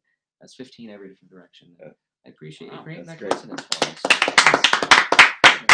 So, that is funny, actually. That's not supposed to happen where they get stuck together, but you get the idea of what the trick should be. So, We're gonna need 3 cards. Yeah. You've been doing that for a while. I've been doing this since I want to say 2002, maybe. I didn't put it out. Like any trick that I create, and I think a lot of creators, a lot of magicians are this way. I don't create for magicians. I create for myself and for lay audience. I say, here's what I'd like to do. What would I like to watch as a person watching magic? And more importantly, or as importantly, what would the audience like to see? So I'll create something, work on it for a long time. This, if you get the trick, it's called cubic. There are a lot of convoluted, crazy ways I had to get the card at the position I needed it. And then one day, a couple of years ago, I came up with a much simpler idea. I was like, oh, well, I'm glad I thought of this before I released it because the other way, no one's going to buy it. It's way hard. This is almost no hands, or almost hands off. Right. So anyway, I created it, and we're selling it as Cubic coming up soon. That was a soft sell last year, and now we're re-releasing it hopefully in the next few months or so. Can we take a few minutes to just talk about kind of where you came from and how you? No. I mean, Yeah. I know your background, but I think it might be interesting for some people. You're interested in magic. Started when? So background started when I was 5. Magic set, Fisher Price magic set, which we got cleared. So you have to get clearance for any prop, and so I was pushing so hard to get the Fisher Price magic set cleared by our art department so that they could show it at some point. Now it hasn't quite made the screen yet, but I want it to be in the archive of illusion somewhere where you just go, and like anyone who used that magic set could be like, that's really fun. Yeah. So, but we got a set, and it's really fun. It's really talk about nostalgia. But yeah, so I started when I was 5, and then like most of us, did birthday parties and school shows and all that stuff in high school. And you grew up near Penn State. Yeah, actually, in State College. State College. I grew up in the middle of nowhere, pretty much, outside of State College. And then when I went to Penn State, funny enough, I missed tryouts for Blue Band by a day, and instead started the Penn State Magic Club with a couple of friends. Some of whom are notable. Yeah, a number actually. Randy Shine, of course, very local, great college magician. Ben Salinas has done a lot of publication stuff and everything, and videos. Great magician. My buddy Dave Leopold, you might not know, but the Tannins campers will know him very Right. well. So Scott Sullivan. Scott Sullivan, yeah. Scott's I don't know if he's doing as much magic, but he did great creative stuff. So yeah, we had a lot. The funny thing is Dave Darwin was our Oh, right. Yeah. Dave he was Smith. yeah. He was our juggler for the club. So that said, we started this club and we kind of became a creative hub for our creative inspiration for each other. We started the club and as like a boot camp. We said to take all the crap props you have and throw them out. We're going to focus just on. We're going to focus this week on this and that and that. And we built up our chops. We built so. What do you mean? You don't know how to do an Elmsley or a Hammond or you don't know how to do a good double lift? Well, let's learn all of them. And let's learn. Okay, now this week we're working on bottom deals and second deals and Pharaoh shuffles. You better be able to do a Pharaoh shuffle by the end of the semester. That kind of thing. And we to that point where we kicked each other's butt and made it happen. Almost all of us went at least. Oh, Brian Fauché is another one. Yeah, right. He was the person I started the club with. The first person I met. Anyway, so we kicked each other's butt and then finally got into like creating shows and creating and almost all of the all the original members ended up performing full time for at least some point. So that was a formative time for me. Some of the tricks that I do closing my show and major tricks I do in my show now came from bi-weekly shows that we did at on campus. Just ideas we had back then and reworked them. This came a few years later. Rubik's Cube. So then after college, you decided you were going to make magic your full-time career. Right. Most of the way through my college years, I said, you know what? Let me give this a shot. Friends have graduated and gone and done well for themselves. Let me try to. We went to magic conventions on university dollars. We actually got club funding to go to my first magic festival was Magi Fest, actually, 1997. I think that was the first one. Columbus Magi Fest. I've since performed there 2 or 3 times now. It's kind of weird. It's a weird, like, full circle. Yeah, full circle, right? Well, once you start realizing how small the magic world is, and I look at all the people that I like respected and looked up to, and I still do, but like the people that I look at, look as these high, gods of magic and modern living people, and now I look in my phone, like on speed dial. So I'm like, okay, this is a weird transition. but that's the cool thing. Cool. We are right. a small community and a very, by and large accepting community. Even when we're a little, testy about certain things, we're still everyone has the same goal, and that's to make good magic. Now after that, we became acquainted. From Don Camp. Don started Third Monday Magic. Great magician, great photographer, known worldwide as a great photographer, and we had a magicians group called Third Monday Magic here, and there was about 10 of us. To start with. Yeah, to start. And it fluctuated a little bit. Yep. Kevin Bethay and Chris Capehart, of course, and Randy and Larry Reichland. It was great. We would get together once a month on Third Monday and work on anything and everything. First rule, check your ego at the door because you're going to get ripped to shreds. Every night was a roast of everyone, and all jokes were legal. So it got very well. But I think we have to talk a little bit about what was the driving force behind Third Monday Magic. Why we Don's created jambalaya. Exactly. Right. Other than that was the first thing. That's what Don said. He brought to the table was the table. Right. He's an amazing cook, and so he enticed all of us to come to his home to eat great food and to drink wine and have great hot sauces and great hot sauces. But I think part of what made the group different was that we wanted to talk about things beyond tricks. Right. We were dealing with like do the trying to do diagonal palm shifts. Although we did cover stuff if we needed it, but it was as necessary. It was really the focus of the group was to create presentations that were not the norm, particularly dealing with sociological issues. Oh yeah. Dealing with race, dealing with gender early issues. Days when Randy and I did some really questionable things, just to be like, you know what, we're young, we're going to try this and see if it works or it doesn't. And sometimes it did, and sometimes it didn't.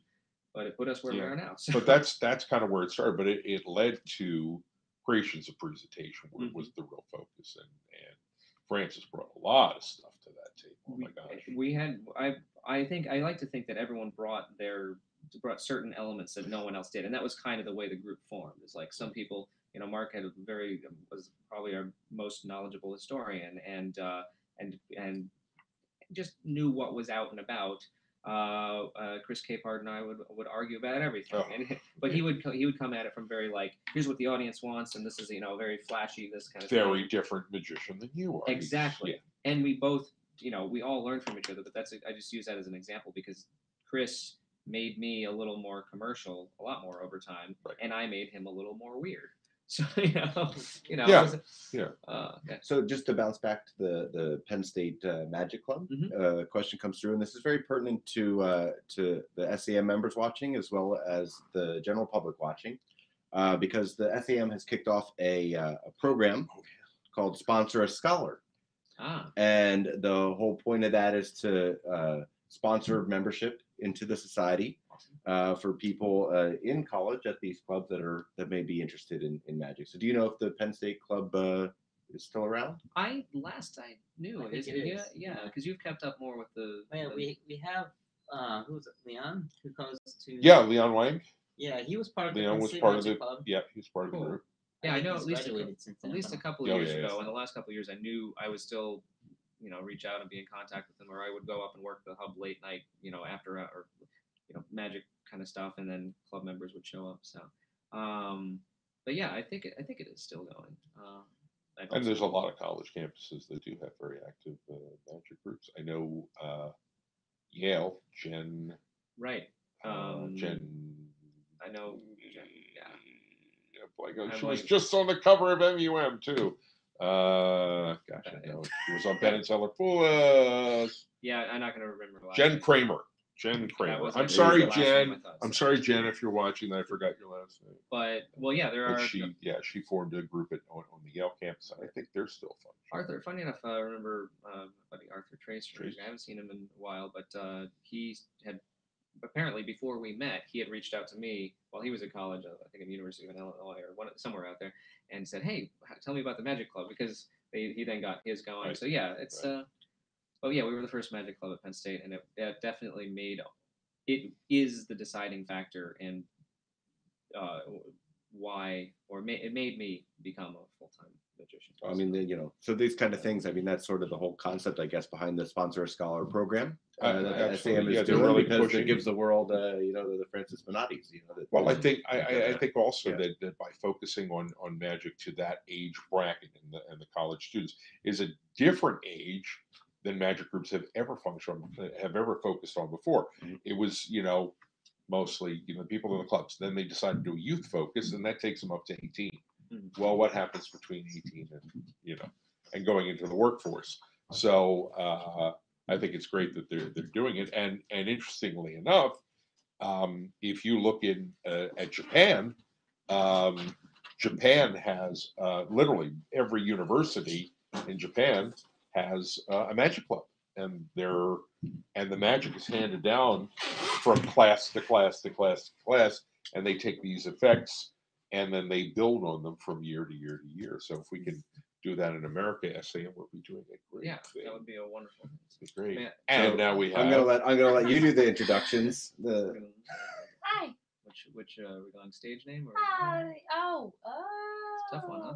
I'll go stage name. Okay, yeah. This is my wonderful partner and best of friends and partner in crime in a lot of the magic that we did, Liberty Rose. She is, among other things, a fantastic entertainer, costume designer, wardrobe expert, and also a burlesque performer and producer of the Philadelphia Burlesque Festival, which is awesome. But I was able to bring by the third episode, things were getting so chaotic. As I had mentioned, it was like sprinting a marathon, right? And so, and Liberty had told me this before because she's worked in film and said, you're not gonna have any time for anything, just so you know. I'm like, I'll be fine. 1 month in, I'm like, I can't eat. I don't have time. Well, no, you can eat because there's always food on set, but otherwise, no time for anything, including sleep. But I went to our line producer and said, I need another pair of hands. I cannot do what we need to do to make this happen. I need another pair of hands. It's not going to happen. And we had, after some negotiation and all that stuff, Ray, our great line producer, made it happen. He said, "You can hire someone for 2 days an episode." Oh boy. Sounds almost sound a little like Vernon. As testy as Vernon. Oh. No, Ray's great, but man, he knew how to control a room. So he would, he said, "Yeah, you can have 2 days an episode." And like, "I'll take it. That's great." And so Liberty would come in and work with me, and to that end, sometimes she would do the things that I couldn't do. Like I'd have to be on set to work with Jack or pull the strings or make the things happen. And there's also a production meeting at the same time when I need to be on set, or a props meeting, or some other, continuity or whatever. And I'd say, "Okay, Liberty, I need you to go to the meeting, please, and I'll go to the set." Or if it was something, because you're not a magician, but you've been around. Yeah, you can say what No, I was going to say that it was funny because the first meeting I went to without Francis there was a lot of people just looking at me like, "Why are you here?" Because it's a boardroom for ABC and the WB, right? Warner Brothers, like, and it's all these very important people. It's like it's the director and the writer and the production designer and the costume designer and the stunt guy and the visual effects guy and normally the magician, which that's weird in and of itself. But I would show up and they're like, "Okay, but why are you even here?" So, but I think after the first meeting, after everything is about comfort in the film and TV industry. It's like the machine has to work a certain way, and anytime there's a new cog introduced into the machine, it's like, what's this? So magic was that first cog, and by the third, fourth episode, really by probably the fourth episode, Magic Francis and the Magic Department, Francis and Liberty and David were like accepted and were like, "Hey, magic's happening today." So this is like 2/3 of the Magic Department. 2/3 Right. For ABC's Deception. yeah. Right absolutely. here, And broadcasting for V1. It's very exciting. And it's funny because like we were saying, well, first off, there's a lot of reasons I needed an extra pair of hands, but I didn't need a full-time extra magician thinking. Plus, also budget-wise, they're like, "Well, how about this? How about this? How about this? Can you have a PA? Can you do this?" And we're like, "No, I want someone who knows magic because we've worked together." The reason I picked Liberty is we've worked together for the last 3.5 years now on so many different projects, and I was like, I need someone that I can say, "Hey, can you do this thing?" And I don't have to explain it, and I know it'll get done and done efficiently. And most importantly, you had film experience. Well, yeah. Like working with, how to get in and out, like some of like Mark Sears' comment about. Well, right, and we learned that magic and film work are similar enough, at least sleight of hand wise, because when as Francis mentioned, I work in film, and I was on a horror movie 2 years ago now called Death House, and I couldn't find a third person for our wardrobe department, and we were at like the last week and a half of shooting, and I just called Francis up and I was like, "Listen, I know this isn't what you do, but you're nimble and you pay attention and you can follow directions, and just would you please come just work on set for me? Like, it's not a good paycheck necessarily, just I just need a person I can trust and will not be an idiot." And he was like, "Well,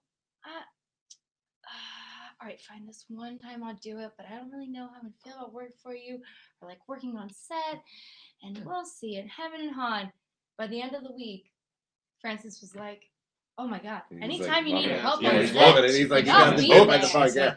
It's like anytime you find the thing that you love doing, they always say like an acting 101, if you can do anything else, whatever it is, do it. Because if you're doing this, you love it. And that was like, I loved it with film. Well, it prepped you too. Right, exactly. I feel like it totally prepped you for for how to work on Deception. It was funny. You were so adverse to it, but I feel like ultimately, not only did you really enjoy it, but it also really helped you get ready for Deception. That's actually an important note, because usually when like the other projects, small and larger ones that I did, when I did The Immigrant, I was working with Renner and I was teaching him sleight of hand, but it was very minimal, and it was not a movie about magic. It was character, incidentally, was a magician. So I didn't have to dive in and out of set, because like I said, the set is, or the filmmaking process is a machine, and you need that everything needs to move smoothly. So anytime they see a specialist come in, they're gonna be like, oh my god. Like I said before, it's going to go slow. So by being the on-set costumer, which I need to update my IMDb with them, I think. Yeah, probably put it on there. So on-set costumer for Death House, I would go in, and they thought I was a costumer. They thought I knew anything about clothing, which I don't. I had a pair of scissors, and I'd be like, "Hold on, stay still. Let me snip that for you." But it was like I'd wait for that moment that the director would say, set the first AD would be last looks, and I'd run in and run out as fast as I could. And then that became my everyday on Deception. And Liberties as well. There's some days where it's a complicated shoot where we would have to be, she's crouched down behind a table and I'm behind monitors to make sure that we can't see her, but make sure that the gag looks good. By the way, in magic, we look, they say a gag is a joke, right? Film, TV world, the word gag, anyone who works in it will already know this, but when you say a gag, that means the trick. Like if the effect, right? So if helicopter card, that's a gag. Well, yeah, it kind of is. And gag is another word. Oh, and gag. Oh man. Right. Right. Too. Yeah, that's right. Because I kept catching myself. I'd say, "Oh yeah, we need to gaff this up." I mean, and so I'll be like, let me get you my tape roll. Hold on 1 second. Yeah. Like, get the roll. Right. But the good thing about that is both from working on Death House and then working specifically on Deception, you learn from every prop department, from every department. So our prop master, our on-set prop master, Zoe, one day I borrowed something. I said, can I borrow your Leatherman for a second? And I guess it was tape. And she pulled out this thing of tape. And I have a tape roll, like you see the, G&E carrying around. But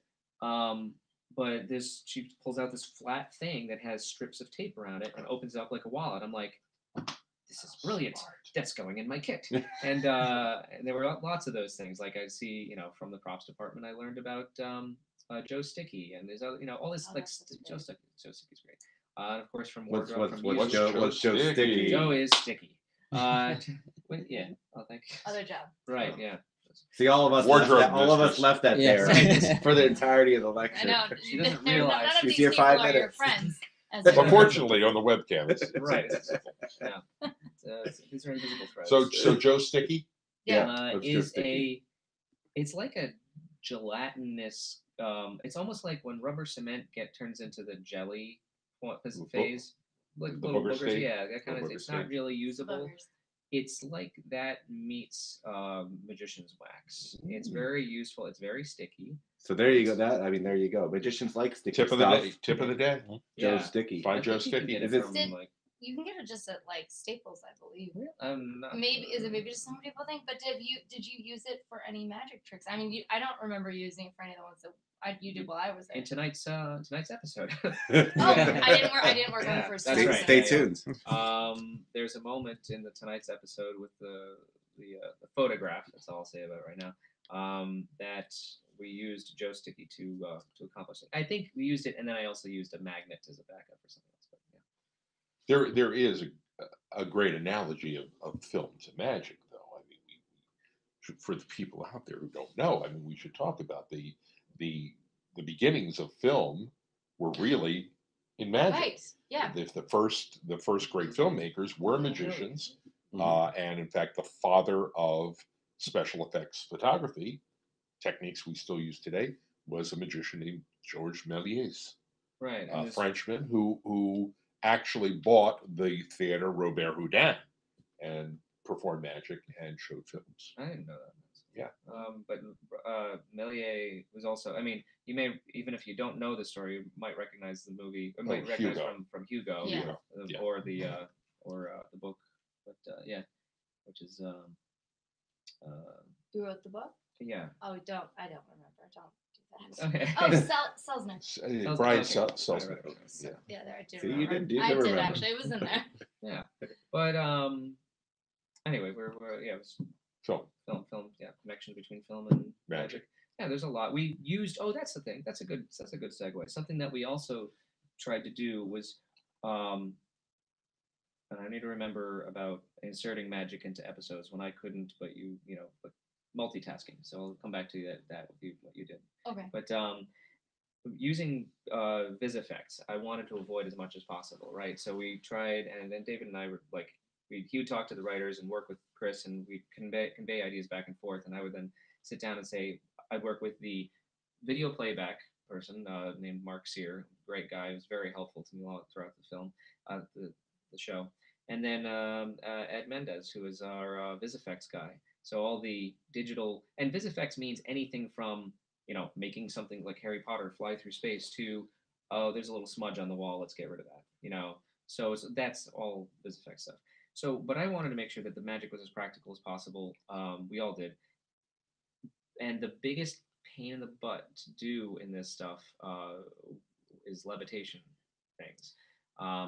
For so many reasons. I mean, if you're using threads, then you've got to worry about lighting and also movement. And especially if you're working outside, you got to worry about all the wind. Chevy. Oh, Chevy, that was right. Yeah. We made a car float with some for this commercial, and of course we're like, okay, gotta wait because it's windy. And so you think a couple, few tons of a car. No, that goes. Yeah. So, but that said, I didn't want to use vis effects, but I knew that sometimes we had to cheat. Meaning, and at the end of the day, it's first and foremost about the story. It's not about a magician. I mean, it is, but it's about a crime-solving magician, So it's like the story first and then the magic. So the first time we used vis effects, well, we used it in the pilot twice, but mostly because of time. The first one was in the opening sequence, we didn't need to use vis effects because it's, he's doing the princess card trick and then he does a card change and it created the things like a flap card and all this other stuff to make it happen.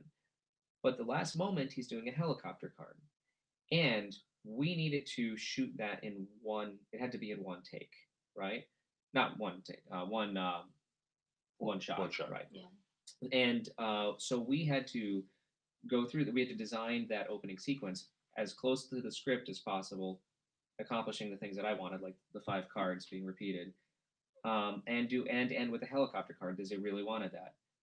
That's not practical to do and repeat and repeat and repeat and repeat like 10 times in a row and keep things moving. As it is, the prop master and I were picking up the cards that he's throwing on the ground during that take, reorganizing them and have like 5 more sets of them ready to go because we don't know. We only have 5 sets. Well, we shot more than 5 times. So I'm looking at the photograph of the princess card trick. Oh, this is upside down. All right, cut. All right, reset. Like, I'm not ready. So to that end, we had to cheat here and there. So what I did was I taught Jack, our lead, how to do the helicopter card. I showed the rig up. I showed a couple of different levitation rigs, invisible thread and Leclerc hookup and like all these different, some basic stuff. And then the basic concept of the helicopter card. I hooked it up with thread and a card. I had him spin it, practice it, learn the moves, and then took a video of myself doing it and showed Ed from Vis Effects. And we did all of the thing. We practiced it and rehearsed it for real. And then when it came time to shoot the show, that shot, he does the whole setup. He does all the other tricks as needed. And he gets to the card, and instead of taking the minute to hook up the rig, he goes and lets the card fall. And our Vis Effects guy comes and drops the card in. Yeah. So, yeah, and it looks because It looked like you were doing helicopter card, but somebody above him was holding. And that was an option. We were talking about doing that, like having it come off a boom pole or something. Yeah. That became problematic in other ways. And also we were like, well, all right, lighting, threads, how many things do we have to worry about here? So we opted to do it that way.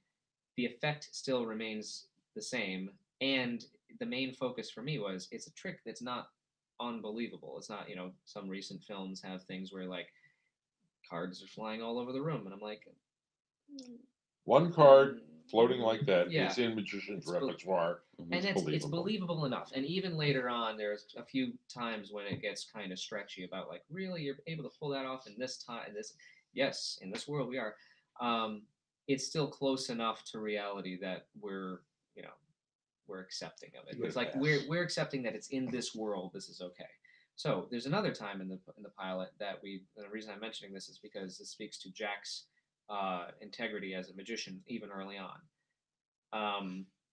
we're out shooting in the airplane hangar that you see the plane blow up in, right? One of my favorite lines from the show is premature ta-da. He's like, I prematurely ta-da. I'm sorry, Chris. I differ on that one. I like that. I love it. I love the line. I love it. So yeah, there were certain moments. I mean, the thing is, though, we were like, Chris and David and I and the other writers all worked really well together. When I would see them, because each episode is a different writer mostly, and a writer would come out and sit behind the camera and watch the episode and do the episode, right? And so we got to know all the writers really well, and it was fun. But sometimes I'd kind of egg them on or joke with them, especially Chris, like, can you change this line? And he'd be like, that's very interesting. No. But so we're shooting in the airplane hangar, and it's freezing cold, really, really cold that day, like both days that they shot there. And Jack has to do this thing that we call the deck flip, where he does. He does a speller change. Yeah, and because we let lay audience, I won't even reference the real terminology, but you know what it is. You know what he can do, or what he would be doing, where he's taking the cards like this. Oh, I can't watch that because it's delayed, but here we go, like this and that, right? Something along the lines of that. Well, so they want to show him doing this, and then they want to show him the method behind it. And we said, we don't want to show the actual method, so let's do something that is kind of plausible, but not the real method. So we then, flips the card over from the back and claims that that's what he's doing. And that way we dance the edge of exposure. And we try to, and I think we do a pretty good job of that throughout the series. So that is Renee Smith at 37. It's 37? The university. And all the mentalists just go.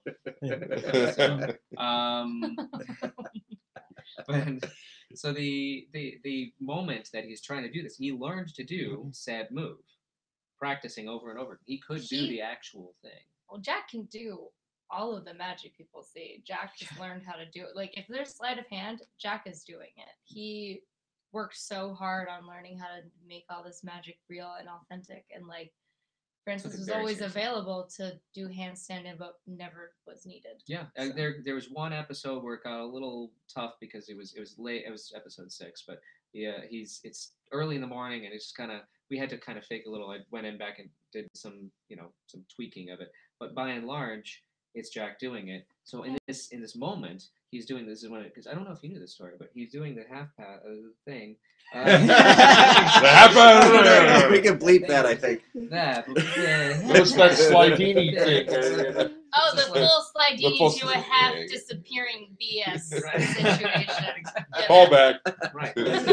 So he does the thing very well, but it's cold, and this is the last thing Nutter is shooting that day. So David is shooting. He's a great director, really knows how to get all the stuff, did what we needed, got the show picked up.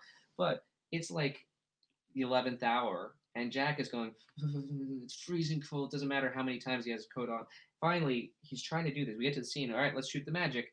Here's a close-up, push in tighter, okay, great. He's trying to do it, and he just can't get it there. Because you know how it is when you're out in freezing cold trying to do sleight of hand, and it's like, these don't close now. This is not, and he was getting so frustrated, and finally, but he's like, I can do it. He was getting it, got super close, and finally, one of our producers, Mark Garrow, said, guys, let's just shoot one and pretend. Let's just shoot one and fake it, just to do like a this effect thing, and that way we have it. And so he does this. He waves his hand, and the card changes. And I need to go back and see it, but I'm pretty sure that's the one that, we ended up using a Viz Effect 1. And Jack was so mad. He was so upset. He's like, I can do this. I can do it. And I'm like, dude, I know you can. And everyone here knows you can. And that's good enough. The fact is, we'll shoot it. And now America thinks you can. Yeah. And he can do it better than most because it looks too perfect. But the fact is, he could do it. But in that moment, it was, what are we doing? What are we trying to accomplish? It's about the story. It's about dollars. Get the shots in and move on and wrap. And we did that. He did and moved on to the next thing. The only other time that I'll say, like with VisFX stuff, that we had to make things happen is I teamed up with the VisFX guys, was when you have to do cell phone with levitation stuff. And there's twice that we make the cell phone float. And Liberty and I worked in the office on rigging up all these various, David P. Abbott kinds of, focusing on Yeah. floating ball stuff, and then a few things that just kind of came that I sort of created, even if they exist elsewhere, I don't know, but it was like creation out of necessity. Strings all wired across the across the office. We had to duck, play cat's cradle. Oh, just right. like, Yeah, we did have that. Like, I think we had something rigged from like one wall to your desk and then another wall to your table to try different heights and stuff. Yeah, and then it's the same thing with the mirror. Like we had a mirror thing. That was a whole other nightmare. But yeah, that's episode 3. It's really fun. So watch for the mirror stuff in episode 3 because it's ridiculous, but it's fun. And you've done stuff. Oh, the museum set. Yeah. Well, I mentioned the blue room and for it. yeah, because I created a little miniature set. Then they based. That's the weirdest thing to me that happened was I'm walking down the street with Chris and David. We're shooting episode 102. Whenever you see an episode 10, like 100 or 101 is the pilot. So and that second season would be 201, 203, so forth. So anyway, so we're shooting 102. And we're walking down the street, and I looked at Chris and I said about this thing in the script, and they're like, I don't know how I can pull this off. I don't know what this is, this moving floor concept that you're thinking of. I don't think the idea here is going to work. I have another idea. Let me show you something. And I went home and I set up a mirror on the floor, and I did this thing and showed everyone. And the next thing I know, this little, thankfully I think I had underwear on. It was like it was just a little bedroom kind of setting it up in the privacy of your home. Next thing I know, it's been circulating the network. Like, yeah, I like this. This is great. So I meet with the production designer, and I design out what the room kind of needs to look like in order to happen. And then the next day, they're building this platform, and several $1,000s later, in this, this idea, like watching an idea go from like seed of maybe this will work to fruition is on that level, on that budget level, is just mind-boggling. It's something I've never experienced before, and it's crazy, especially when you're going, yes, it'll totally work. Oh my god, I hope it works. Like, this should work. Everything I know about magic, everything I know about history, all these things say this should work. Dear God, please let it work. I think that's the thing about film and freelance world, though, where you that's where that fake it till you make it comes from, where you're like, yes, of course we can totally do that. We've got it. And then you lock yourself in your office and curse a bunch until you actually have Jay it. Marshall theory. Yeah. Oh, yeah? What was this? It's just like... Oh, yeah. you always say yes. Yeah, always say yes. He always says. They came to him and said, do you play bagpipes? Of course. Got a part in a Broadway show. He had a week to learn how to play bagpipes. How do you do? He did. It's Jay Marshall. It's Jay Marshall. Jay He Marshall did it. Yeah. He did it.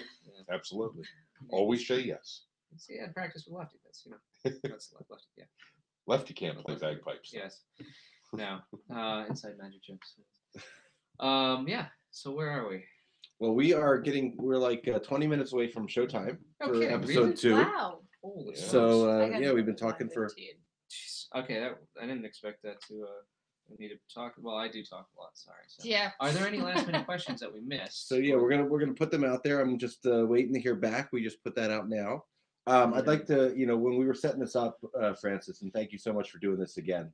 One thing that I'd like to mention publicly, because I think it's echoes your character and how great a guy you are, is you said I want this to be tagged to a charity. Yes. Yeah, and I want to generate awareness and funds for a charity, and I love that, and I'd like to make sure that we include that in the actual live broadcast, and we give you a moment to talk about charities that you feel passionate about, and encourage everybody who's watching to go out and donate to these charities. Absolutely. And did you have the information written down, or I can? Or I'll tell you.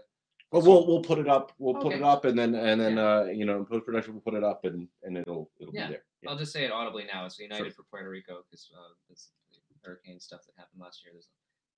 We'll talk a little bit, very very briefly about, but mention their friend. Well, not that.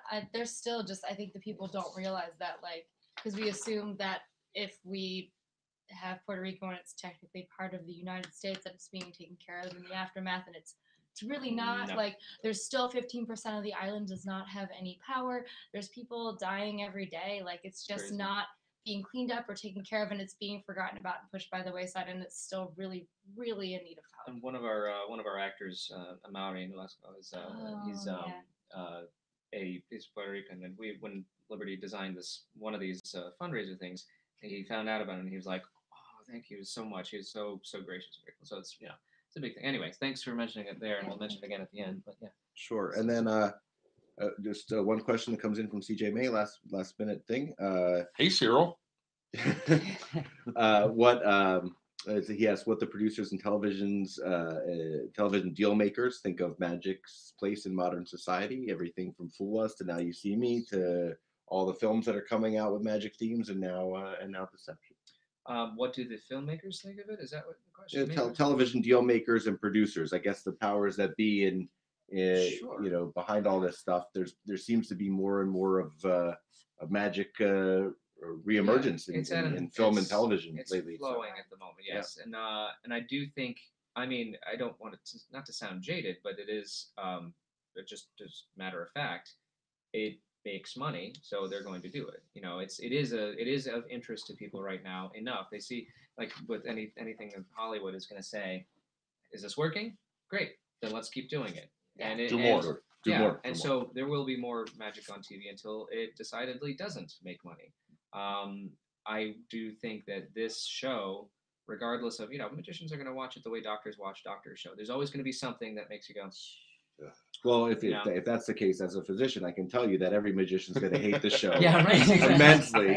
You're going to get a lot of hate. No. They're going to say, if I were doing that show, this is how I would do it. I'm abstaining. Well, so at the night after the premiere of the show, the next morning, I went online and I was just, I was just curious to see what people are saying. I looked it up, and lay audiences love it. They really do. They, by and large, yeah. It's the audience that we're designed to be going after are liking it. So that's the goal. And it honestly, it took until just a couple of days ago for a magician to be not nice about it. So like, at least, and I did tell Francis, but when it was happening, I was like, listen, just be ready for all of your magician friends, even if you think they're your friends, to be a little mean to you, because they don't get to make magic. We talked earlier before you arrived about it, right? Yeah, but I got ears. Well, we talked earlier a little bit about the ego that comes with the profession, right? And and I mean, using the doctor parallel that you brought up, right? So you look at this stuff and you go, oh my God, it's so annoying and it's so fake and it's so like, how are we portrayed, in this light? And I'll tell you though, stepping back from that and not taking yourself so seriously, I love those doctor shows. Sure. Because like I look at them as the total escape, right? And like it's there's stuff in there that you're gonna be like, oh well, that's just ridiculous. But at the same time, the stories behind them are very powerful, and the emotions there are great, and they have so much to offer. And I think that from a Magic community standpoint, I think you almost need to embrace it for that reason, Well, it's not. There are two things. Just one thing I want to get on this is it's designed to not make magicians or magic look foolish. I've heard from lots of people, oh, we're worried it's going to make magicians look foolish. Oh, he's a little arrogant. Well, first off, the character does develop throughout the season, and secondly, I'm looking at you, all of my friends and myself included. We are that character. Well, there are pieces. There are pieces. There's always pieces. Different degrees. There's always some more than others, but I think that magicians have often been portrayed way more arrogant and way less likable than Jack is doing right now. And I can tell you, I know I'm biased because I worked on it for the whole last 6 months, but it's really an interesting development of his finding the character, figuring out who he is. What were you going to say? Because I was going to say something. Right. Well, I think what it comes down to, though, is in the case of doctor shows or Magic. That's right. Okay. They're making good TV. Good television. Well, yeah. Really That's the goal. Making good TV. I don't even watch television really, and I know we're used to Game of Thrones and all that stuff. Well, I mean, yeah. I watch a lot of television and I watch a lot of films, and I've worked in film for a decade, and I've read countless scripts, and I have to say, just reading the scripts of Deception was a really enjoyable journey. And like I could read them in one sitting, which is that I feel like that's how you kind of know if a script is good. Like do you need to take a drink in the middle, or can you make it all the way through? And you really can read the scripts for any episode of Deception, and they're enjoyable. Sometimes I did have to take a drink in the middle just like, where are we going to put magic? Because there's no magic in this Right. one. Oh, that was one of the fun things about, I don't know how much you talked about that. I was going to bring it up briefly because I would be working on set and I wouldn't have time to really work on the script or read it. And David was busy with the writers and working. There's so many moving parts. And I'd say, Liberty, can you please just read through this, and your knowledge of magic working with me, and you know what I'm thinking and what I want to do with this, can you find moments to put magic in? And so you bullet point the script. And I would then, barely having paged through the script very quickly, sometimes still with a few pages to go, I would show up at the production meeting or the concept meeting and say, yeah, here are these ideas. We think there should be magic right here. That's a good idea. And here's another. I'll be like, there's also magic. And then they would say yes or no. And then we'd have to go and figure out how to sometimes make it make sense and sometimes kind of push it in so that there was, because the magic has been in all the pre-screenings, magic has been the most popular. That was the thing that the people that kept coming down from Berlanti on down was that people liked the magic.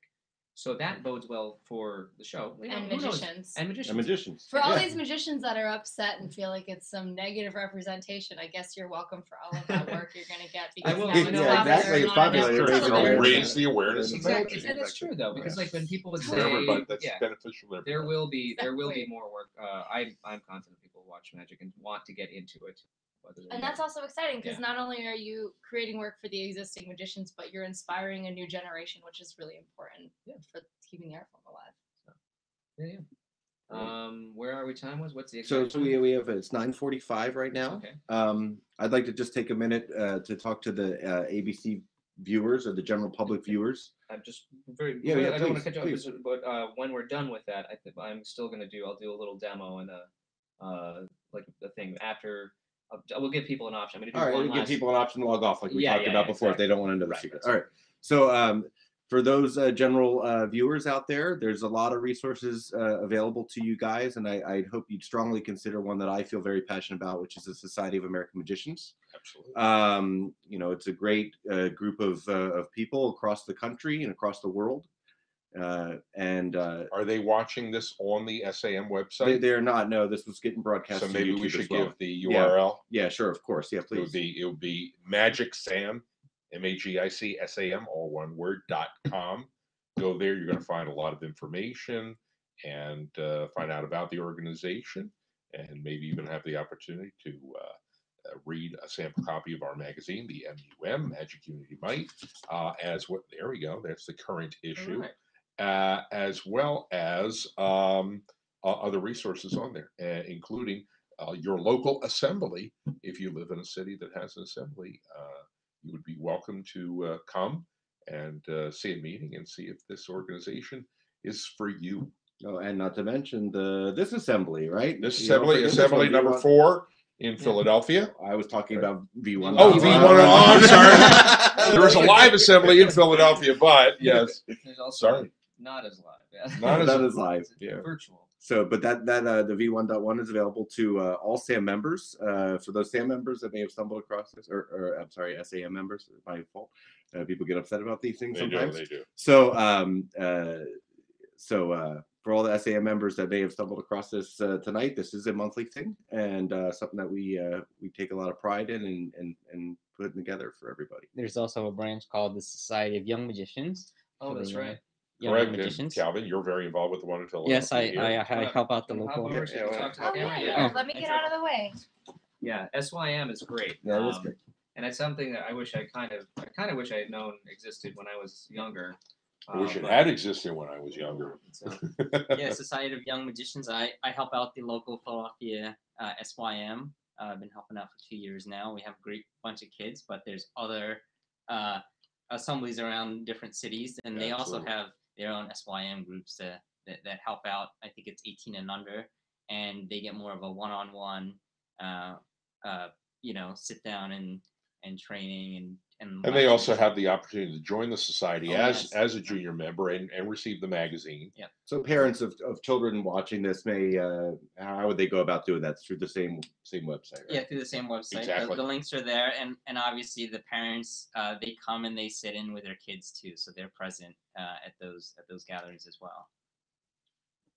Okay, well, thank you. So we got about 10 minutes left, Okay. Francis. So how about we before the show? So everybody should tune into ABC after this immediately. Yeah, I hope you 10 enjoy it. o'clock There's Eastern some- Standard Time. There's some fun. There are a couple pieces of magic. There's one thing that I ended up not being what we were going for at first, but ended up turning into something else. It's funny how the evolution happened on the day. But there are a couple of fun pieces in it tonight. That said, I'm going to show in just a moment. I'm going to do one more little plug about United for Puerto Rico, Puerto Rico, and then I'm going to show a trick, and then teach it. Now, I'm warning you now. That way, anyone who's like our agent Mike Alvarez, is like, don't ruin magic. I don't want to know how it works. So you might want to tune out after I perform the trick. I'll give you that warning. Unless you want to see how it works, because it's a piece that I created several years ago, and I'll show you that. But really briefly, again, thanks Matt and Mark and Calvin and Liberty for being here tonight, but for setting this up, and again for hearing my hope to raise money for United for Puerto Rico. So it's a few different. You know more about it than I do. Well, I think the thing that's important to tell people about that specific fundraising effort is that it doesn't go through FEMA or any of the things that aren't necessarily reaching Puerto Rico. It goes directly to the island. It goes through the governor. So it goes right to Puerto Rico. They get the funds. Absolutely. It goes straight they get the funds. The funds go right where they need. Yeah. All the administrative stuff, all that stuff that you have with these other organizations is sort of no middleman. It's right there. There's no fees taken out. There's no off the top. It is straight to Puerto Rico. From first-hand friends with first-hand accounts who have been uprooted from that. It's crazy. It's a non-existent place now in many ways, so it needs a lot. They need a lot of help. Yeah. That said, I'm gonna show you a trick. I'm gonna do materialistic. I know it's a little weird to untuck. Is it? You can untuck. You're fine. My wardrobe. Because I do wardrobe, so it's asking. I have to double check. Do we have a quarter? I just realized I should. I have a quarter. Sure. Okay, great.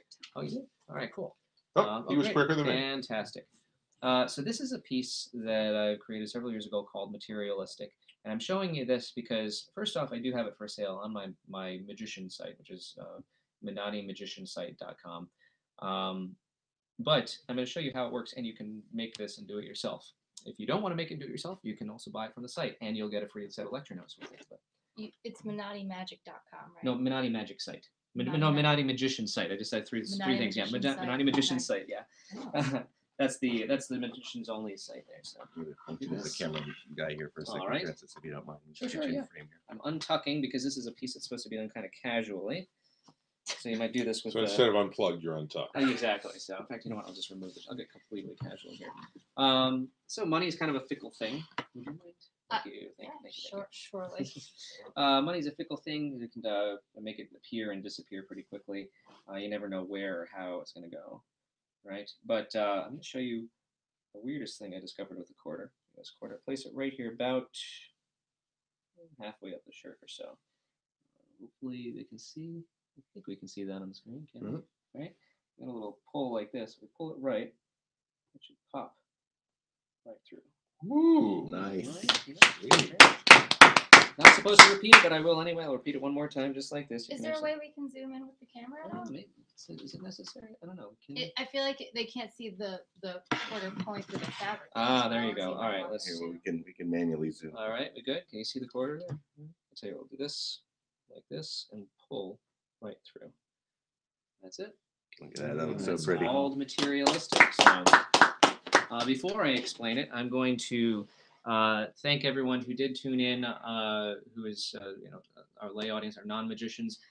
Thanks for watching this afternoon. Please enjoy the show. It's a lot of fun. I hope I gave you at least a little insight. I was wondering, could I talk for 2 hours plus about it? I can clearly talk for another 3 because there's a lot. And I talk too much anyway.